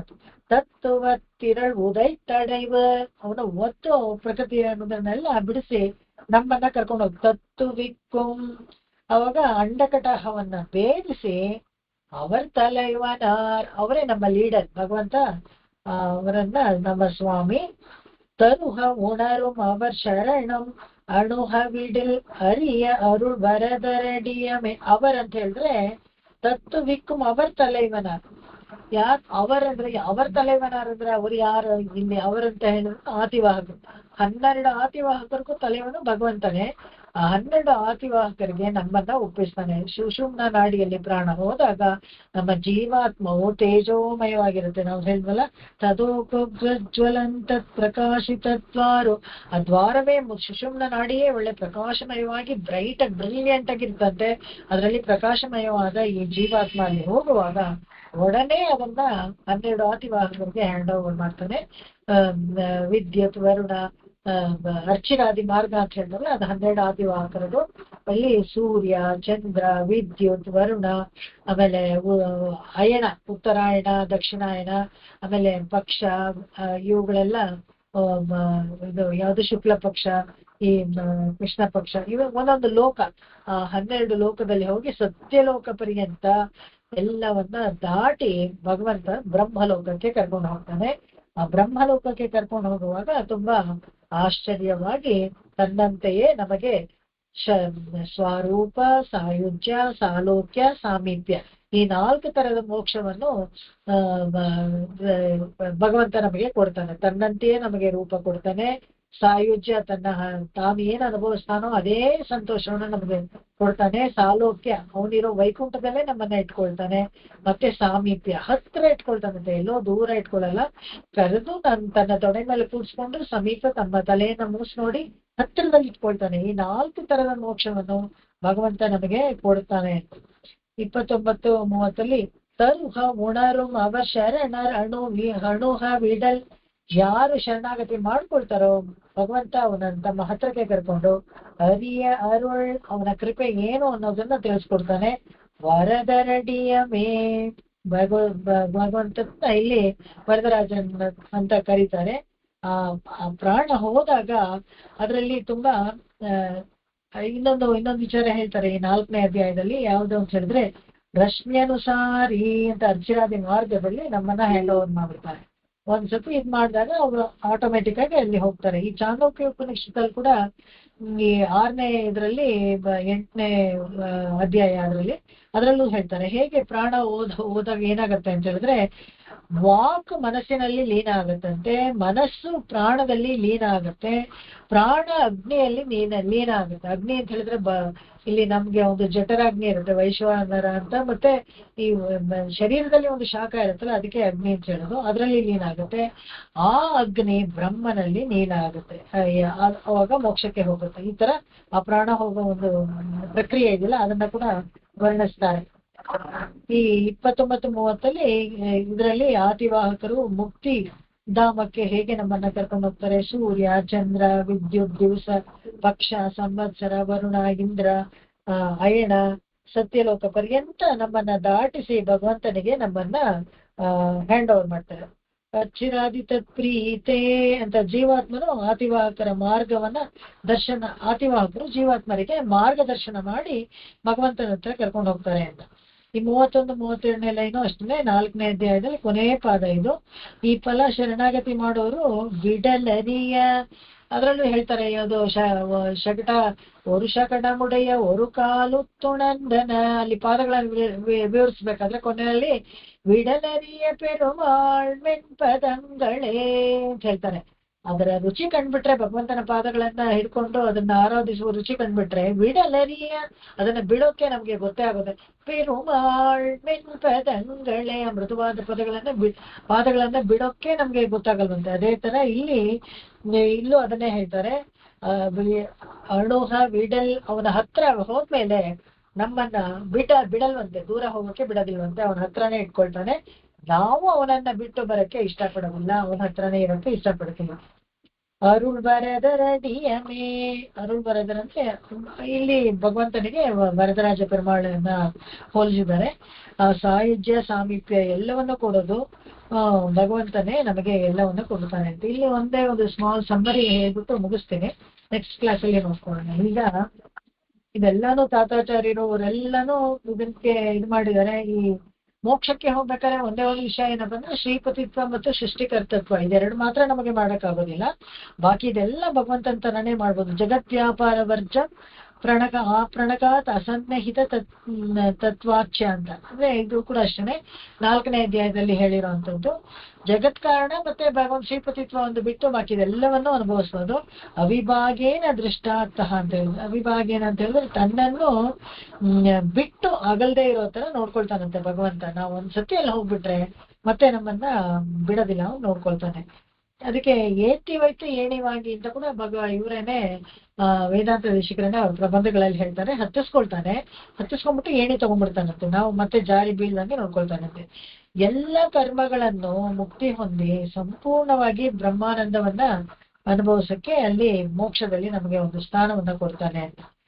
ಈ ಇದ್ರಲ್ಲಿ ನಾವಲ್ ಪಕ್ಕಂ ತಾತಾಚಾರ್ಯರು 4 ಅಧ್ಯಾಯ ಇದ್ರೆ ಕೂಡ 5 ಪಾಯಿಂಟ್ಸ್ ಅಲ್ಲಿ ನಮ್ಗೆ ನೋಡ್ಕೊಂಡು ಜ್ಞಾಪಕ ಇಟ್ಕೋಬೇಕು ಅಂತ ಹೇಳಿದ್ರು. ಒಂದು ಬ್ರಹ್ಮನ ಸ್ವರೂಪ, ಅದು ಜಗತ್ ಕಾರಣ. ಇನ್ನೊಂದು ಜೀವಾತ್ಮನ ಸ್ವರೂಪ, ಅದು ಪಾರತಂತ್ಯ, ಅನನ್ಯಗತಿತ್ವ, ಆಕಿಂಚನ್ಯ ಅವೆಲ್ಲ ಇದೆ. 3ನೇದು ಜಗತ್ತು ಮತ್ತು ಪ್ರಕೃತಿ, ಬ್ರಹ್ಮನಿಗೂ ಈ ಸಂಬಂಧ ಇದೆ, ಇದು ಪ್ರಕೃತಿನೂ ಅವಂದೇನೆ ಅಂತ. ಸಾಧನೆಗಳ ಪಟ್ಟಿ, ಏನು ಯಾವ ತರ ಸಾಧನೆ ಮಾಡಿ ಹೇಗೆ ಭಗವಂತನನ್ನ ಹೋಗಿ ಸೇರ್ಬೋದು. ಪರಮ ಪುರುಷಾರ್ಥ ಏನಪ್ಪಾ ಅಂದ್ರೆ ಮೋಕ್ಷಕ್ಕೆ ಹೋಗೋದು. ಇದಿಷ್ಟು ಇದರಲ್ಲಿ 1ನೇ ಅಧ್ಯಾಯದಲ್ಲಿ ನಾವು ನೋಡಿದ್ವಿ ಯಾವುದು ಅಂತ ಹೇಳಿ ಸಮನ್ವಯಾಧ್ಯಾಯ, ಮತ್ತೆ ಅವಿರೋಧಾಧ್ಯಾಯ, ಮತ್ತೆ ಸಾಧನಾಧ್ಯಾಯ ಮತ್ತು ಫಲೋಧ್ಯಾಯ, ಪುರುಷಾರ್ಥ. ಇದು 1ನೇ ಅಧ್ಯಾಯದಲ್ಲಿ ಜಗತ್ ಕಾರಣ, ಅವನೇ ಎಲ್ಲವಕ್ಕೂ ಅಂತರ್ಯಾಮಿ, ಭಗವಂತನ ದೃಢ ಸಂಕಲ್ಪ ಇಲ್ಲದೆ ಏನು ನಡೆಯಲ್ಲ. ಪ್ರಕೃತಿ ಭಗವಂತನನ್ನು ಎಂದೂ ತಳ್ಳಿ ಹಾಕಕ್ಕಾಗೋದಿಲ್ಲ, ಪ್ರಕೃತಿ ಕೂಡ ಭಗವಂತನ ಸಂಕಲ್ಪದಿಂದಲೇ ನಡೆಯೋದು. 2ನೇ ಅಧ್ಯಾಯದಲ್ಲಿ ವಿಚಿತ್ರ ಶಕ್ತಿ ಇದೆ ಭಗವಂತನಿಗೆ, ಪರಮತ ಭಂಗ ಮಾಡ್ತಾರೆ. ಪಂಚಭೂತಗಳು ಇಂದ್ರಿಯಗಳು ಕೂಡ ಭಗವಂತನೇ ಉಂಟು ಮಾಡೋದು, ಇಂದ್ರಿಯಗಳು ಭಗವಂತನ ಅವನ ನಿರ್ವಾಹದಲ್ಲೇ ಇರುತ್ತೆ. 3ನೇ ಅಧ್ಯಾಯದಲ್ಲಿ ಜಾಗೃತ, ಸ್ವಪ್ನ ಮತ್ತೆ ನಿದ್ರಾ, ತುರಿಯ ಸ್ಥಿತಿಯಲ್ಲಿ ಕೂಡ ಭಗವಂತನೇ ನಿರ್ವಾಹಕ ಮಾಡ್ತಾನೆ ಅಂತ. ಈ 3ನೇ ಅಧ್ಯಾಯದಲ್ಲಿ ಏನಪ್ಪಾ ಅಂತ ಹೇಳಿದ್ರೆ ಉಪಾಸನೆ ಮಾರ್ಗ, ಭಕ್ತಿ, ಪ್ರಪತ್ತಿ ಮಾರ್ಗಗಳನ್ನು ಹೇಳ್ತಾರೆ. ಭಕ್ತಿ ಮಾಡಿ ಸಾತ್ವಿಕತೆಯಾಗ ಯಾರು ಮಾಡಿದ್ರೆ ಕೂಡ ಅವರಿಗೆ ಮೋಕ್ಷ ಸಿದ್ಧ ಅಂತ ಹೇಳಿ 4ನೇ ಅಧ್ಯಾಯದಲ್ಲಿ ಭಗವಂತನ ಏನ್ ಕೆಲಸ ಮಾಡ್ತಾನೆ, ಹೇಗೆ ನಮಗೆ ಮೋಕ್ಷ ಕೊಡ್ತಾನೆ ಅನ್ನೋದನ್ನ ಹೇಳ್ತಾರೆ. ನಮ್ಮ ಪಾಪ ಪುಣ್ಯವನ್ನ ನೀಗಿಸ್ತಾನೆ, ನಮಗೆ ಪಾಪದ ಕಬ್ಬಿಣದ ಸಂಕೋಲೆಯನ್ನು ಪುಣ್ಯದ ಚಿನ್ನದ ಸಂಕೋಲೆಯನ್ನು ಎರಡನ್ನು ಬಿಡಿಸಿ ತನ್ನ ಲೋಕಕ್ಕೆ ಕರ್ಕೊಂಡು ಹೋಗ್ತಾನೆ. ಬ್ರಹ್ಮನಾಡಿಯಲ್ಲಿ ನಮ್ಮ ಪ್ರಾಣ ಹೋಗುವಂತೆ ನೋಡ್ಕೊಳ್ತಾನೆ. ಆಮೇಲೆ ಆತಿವಾಹಕರ ಕೈಗೆ ನಮ್ಮನ್ನ ಹ್ಯಾಂಡ್ ಓವರ್ ಮಾಡ್ತಾನೆ. ಅಲ್ಲಿಂದ ಅವ್ರು ಕರೆಕ್ಟ್ ಆಗಿ ನಮ್ಮನ್ನ ಕರ್ಕೊಂಡು ಹೋಗಿ ದಾರಿ ತಪ್ಪಿಸಿದಂತೆ ವೈಕುಂಠ ಲೋಕಕ್ಕೆ ಕರ್ಕೊಂಡು ಹೋಗ್ತಾನೆ. ಮೋಕ್ಷದಲ್ಲಿ ಬ್ರಹ್ಮಾನಂದ ಅನುಭವಿಸೋದ್ರ ನಮ್ಮನ್ನ ನೋಡ್ತಾನೆ. ಅಲ್ಲಿಂದ ನಮ್ಮನ್ನ ಬಿಡೋದಿಲ್ಲ. ಅದರಲ್ಲಿ ಎರಡೆರಡು ಕೆಲಸ ಮಾಡಕ್ಕಲ್ಲ, ಶ್ರೀಪತಿತ್ವ ಮತ್ತು ಸೃಷ್ಟಿಕರ್ತೃತ್ವ, ಇದು ಇಷ್ಟೇನೆ ಶ್ರೀಭಾಷೆ.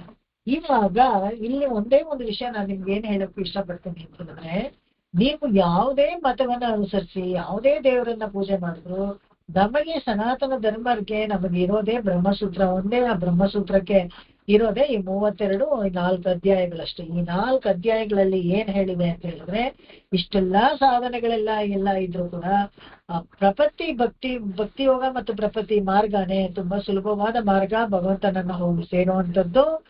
ಎಲ್ಲವನ್ನು ಸೃಷ್ಟಿ ಮಾಡೋನು ಒಬ್ಬನೇ ಭಗವಂತ, ಎಲ್ಲದಕ್ಕೂ ನಿರ್ವಾಹಕ ಒಬ್ಬನೇ ಭಗವಂತ. ನಾವು ಅವನನ್ನ ಹೋಗಿ ಸೇರ್ಬೇಕಾದ್ರೆ ಅವನ ಹತ್ರನೇ ಶರಣಾಗತಿ ಮಾಡ್ಕೊಳ್ಬೇಕು. ಬೇರೆ ಯಾರು ನಮ್ಗೆ ಅದಕ್ಕೆ ಮಾರ್ಗ ತೋರ್ಸೋದಿಲ್ಲ. ಇದಿಷ್ಟು 32 ಸಾಲುಗಳಲ್ಲಿ ಅಚ್ಚುಕಟ್ಟಾಗಿ ಇಡೀ ಬ್ರಹ್ಮಸೂತ್ರವನ್ನ ವರ್ಣಿಸಿ ನಮಗೆ ಹೇಳ್ಬಿಟ್ರು. ಇದಕ್ಕೆ ಕೈಮಾರ ಒಣ್ಣು ಕಾಣ. ನಾವ್ ಇವಾಗ ಪ್ರತ್ಯುಪಕಾರವಾಗಿ ಸ್ವಾಮಿ ದೇಶಕರಿಗೆ ಏನ್ ಕೊಡಕ್ಕಾಗತ್ತೆ?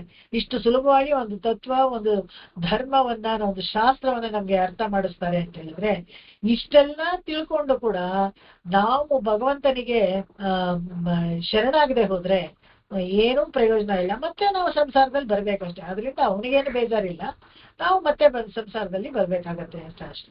ದೇಶಿಕರ ತಿರುವಡಿಗಳೇ ಶರಣಂ ಆಕಾಶಾತ್ ಪತಿತಂತೋಯಂ ಯಥಾ ಗಚ್ಚತಿ ಸಾಗರಂ ಸರ್ವದೇವ ನಮಸ್ಕಾರಃ ಕೇಶವಂ ಪ್ರತಿ ಗಚ್ಚತಿ ಕೇಶವಂ ಪ್ರತಿ ಗಚ್ಚತಿ ಕೇಶವಂ ಪ್ರತಿ ಗಚ್ಚತಿ.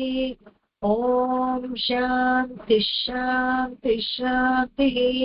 ಕಾಯೇನ ವಾಚಾ ಮನಸೇಂದ್ರಿಯೈರ್ವಾ ಬುದ್ಧ್ಯಾತ್ಮನಾ ವಾ ಪ್ರಕೃತೆ ಸ್ವಭಾವಾತ್ ಕರೋಮಿ ಯದ್ಯತ್ ಸಕಲಂ ಪರಸ್ಮೈ ನಾರಾಯಣಾಯೇತಿ ಸಮರ್ಪಯಾಮಿ. ಎಲ್ಲರಿಗೂ ನಮಸ್ಕಾರ. ಎಲ್ಲರಿಗೂ ದಸರಾ ಹಬ್ಬದ ಶುಭಾಶಯಗಳು. ನಾನು ಈ 10 ದಿವಸದಲ್ಲಿ ಯಾವತ್ತೋ ಒಂದ್ ದಿವಸ ನೋಡ್ಬಿಟ್ಟು ನಿಮ್ಗೆ ಹೇಳ್ತೀನಿ. ದಯವಿಟ್ಟು ಎಲ್ಲಾರು ಬಂದು ಕ್ಲಾಸ್ ನಲ್ಲಿ ಅನ್ವಯ ಮಾಡಿ ದಸರಾ ಹಬ್ಬದಲ್ಲಿ ಒಟ್ಟಿಗೆ ಇದ್ದು ಒಂದು ದಿವಸ ಕಳೆಯೋಣ ಅಂತ. ಅವತ್ತು ನಾನು ಮೆಸೇಜ್ ಹಾಕ್ತೀನಿ. ಖಂಡಿತವಾಗ್ಲೂ ಎಲ್ಲರೂ ಬರಬೇಕು. ಜಾನಕಿ ಅವರಾಗ್ಲೇ 9 ದಿವಸಕ್ಕೆ 9 ಬಣ್ಣ ಹಾಕ್ಬಿಟ್ಟಿದ್ದಾರೆ. ಸೊ ಎಲ್ಲಾರು ಬೇರೆ ಬೇರೆ ಬಣ್ಣಗಳನ್ನ ಸೀರೆಗಳನ್ನ ಉಟ್ಕೊಂಡು ದಸರಾ ಹಬ್ಬಗಳನ್ನ ಕೊಂಡಾಡಿ ಎಲ್ಲ ಖುಷಿಯಾಗಿ ಇರಿ ಅಂತ ಎಲ್ಲರಿಗೂ ಹಾರೈಸ್ತೀನಿ. ಮತ್ತೆ ಸಾಧಾರಣವಾಗಿ ರೆಗ್ಯುಲರ್ ಕ್ಲಾಸಸ್ ಇರೋದಿಲ್ಲ, ಯಾಕಂದ್ರೆ ಸರ್ ರಾಮಾಯಣ ಓದ್ತಾರೆ, ಅವರು ಬ್ಯುಸಿ ಆಗಿರ್ತಾರೆ. ಅಷ್ಟೇ ಅಲ್ಲದೆ ಅವರು 25ನೇ ತಾರೀಕಿಂದ ಪವಿತ್ರೋತ್ಸವಕ್ಕೆ ಹೋಗ್ತಾರೆ. ಮತ್ತೆ ದಸರಾ ಕೊನೆ 2 ದಿನಗಳಲ್ಲಿ ನಮ್ಮ ಕ್ಲಾಸಲ್ಲಿ ಜಯಶ್ರೀ ಇದಾರಲ್ಲ, ಅವ್ರ ಮಗನ್ ಮದ್ವೆ ಅವ್ರ ಮೊಮ್ಮಗ ಆಗ್ಬೇಕು. ಸೊ ಹಾಗಾಗಿ ಆವಾಗ್ಲೂ ಬ್ಯುಸಿ ಆಗ್ತೀವಿ. ಸೊ ಅಷ್ಟ್ರಲ್ಲೇ ಒಂದು 5-6 ದಿವಸದಲ್ಲಿ ಯಾವ್ದೋ ಒಂದ್ ದಿವಸ ಖಂಡಿತವಾಗ್ಲೂ ನಾನು ಹೇಳ್ತೀನಿ. ಆ ದಿವಸ ಎಲ್ಲಾರು ಬಂದು ಸಂತೋಷವಾಗಿ ಒಂದ್ ದಿವಸ ಕಾಲ ಕಳೆಯೋಣ ಅಂತ ಹೇಳ್ಕೊಳ್ತೀನಿ. ಎಲ್ಲರಿಗೂ ನಮಸ್ಕಾರ. Thank you Revathi. ನಮಸ್ಕಾರ ಮೇಡಮ್. ನಮಸ್ಕಾರ. ನಮಸ್ಕಾರ. ನಮಸ್ಕಾರ. ಇಲ್ಲಿ ನೀವು ಹೇಳ್ತಾ ಇರೋದು ಕೇಳ್ತಾ ಇದ್ರೆ ನಾವು ಅಲ್ಲಿ ಹೋಗ್ಬಿಟ್ಟಿದೀವಿ. ಅಷ್ಟು ಚೆನ್ನಾಗಿದೆ. ಹೋಗ್ಬೇಕು. ಅದಕ್ಕೆ ಇದೆಲ್ಲ ಬರ್ದಿಟ್ಟಿದ್ದಾರೆ ದೊಡ್ಡವರು. ಹೌದು. ಕೂತ್ಬಿಟ್ಟು ನಾವು ಪ್ರೈಮರಿ ಸ್ಕೂಲ್ ಅಲ್ಲಿ ಏನಾದ್ರು ಓದಿದ್ರೆ ಅದಕ್ಕೆ ನಮ್ಗೊಂದು ಟ್ಯೂಷನ್ ಇಡ್ಬೇಕು. ಇದು ಎಷ್ಟು ಸುಲಭವಾಗಿ ಬರೆದು ಕೊಟ್ಟಿದ್ದಾರೆ. ಒಳ್ಳೆ ನೀರ್ ಕುಡ್ದಂಗೆ ವೇದಾಂತ ದೇಶಿಕರು. ಪ್ರತಿಯೊಬ್ಬರಿಗೂ ಅರ್ಥ ಆಗ್ಬೇಕು ಆ ತರ ಬರ್ದಿಟ್ಟಿದ್ದಾರೆ ಎಷ್ಟು ಸೊಗಸಾಗಿ. ನಮಸ್ಕಾರ ಮೇಡಮ್. ನಮಸ್ಕಾರ ಮೇಡಮ್. ನಮಸ್ಕಾರ ಮೇಡಮ್. ನಮಸ್ಕಾರ ಮೇಡಮ್. ಇದು ಬ್ರಹ್ಮಸೂತ್ರದಲ್ಲಿ ಇರೋದನ್ನೆಲ್ಲಾನು ಶೇಖರಿಸಿ ಈ ಪೊಯಮ್ ಅಲ್ಲಿ ಬರ್ದಿದ್ದಾರೆ. ರಹಸ್ಯ ತ್ರಯ ಸಾರದಲ್ಲಿ ಯಾವ್ದ್ರ ಬಗ್ಗೆ ಬರ್ದಿದ್ದಾರೆ? ಅದು ಅಷ್ಟೇನೆ. ಇದು ಹೇಗೆ ಇದು ಒಂದೇ 32 ಲೈನ್ ಅಲ್ಲಿ ಬರೆದ್ರು, ರಹಸ್ಯ ತ್ರಯ ಸಾರದಲ್ಲೂ 32 ಅಧಿಕಾರ. ಅದು ಅಷ್ಟೇನೆ. ಅದಕ್ಕೆ ಕುಟ್ಟಿ ಭಾಷೆ ಅಂತಾನೆ ಹೇಳ್ತಾರೆ. ರಹಸ್ಯ ತ್ರಯ ಸಾರ ಅಂದ್ರೆ ಕುಟ್ಟಿ ಭಾಷೆ ಅಂತ. ಅದನ್ನು ಹೇಳ್ಬೇಕು, ಕ್ರೋಢೀಕರಿಸಿದಾಗ ಅದನ್ನು ಹೇಳ್ಬೇಕಿತ್ತು ನಿಮ್ಗೆ. ರಹಸ್ಯ ತ್ರಯ ಸಾರನು ಇದೇನೆ. ರಹಸ್ಯ ತ್ರಯ ಸಾರದಲ್ಲಿ ಇನ್ನೊಂದು ವಿಚಾರ ಏನಪ್ಪಾ ಎಕ್ಸ್ಟ್ರಾ ಅಂತ ಹೇಳಿದ್ರೆ, ಈ ಅಷ್ಟಾಕ್ಷರಿ ದ್ವಯ ಮಂತ್ರ ಮತ್ತು ಚರ್ಮ ಶ್ಲೋಕ ಇದೆಯಲ್ಲ, ಅದನ್ನು ಅದರಲ್ಲಿ ಸೇರಿಸ್ಕೊಂಡಿದ್ದಾರೆ. ಅದರ ಮುಖೇನ ನಾವು ಅನುಸಂಧಾನ ಮಾಡಿ ಸಾಧನೆಗೆ ಒಂದು ಮಾರ್ಗ ಅಲ್ವಾ, ಅದನ್ನು ಅದರಲ್ಲಿ ಅವುಗಳ ವಿಶೇಷವನ್ನ 3 ಅಧಿಕಾರದಲ್ಲಿ ಅದರಲ್ಲಿ ಹೇಳ್ಕೊಟ್ಟಿದ್ದಾರೆ. ಅದು ಅಷ್ಟೇ, ಕುಟ್ಟಿ ಭಾಷೆ ಅಂತಾನೆ ರಹಸ್ಯ ಸಾರವನ್ನ ಹೇಳೋದು. Thank you.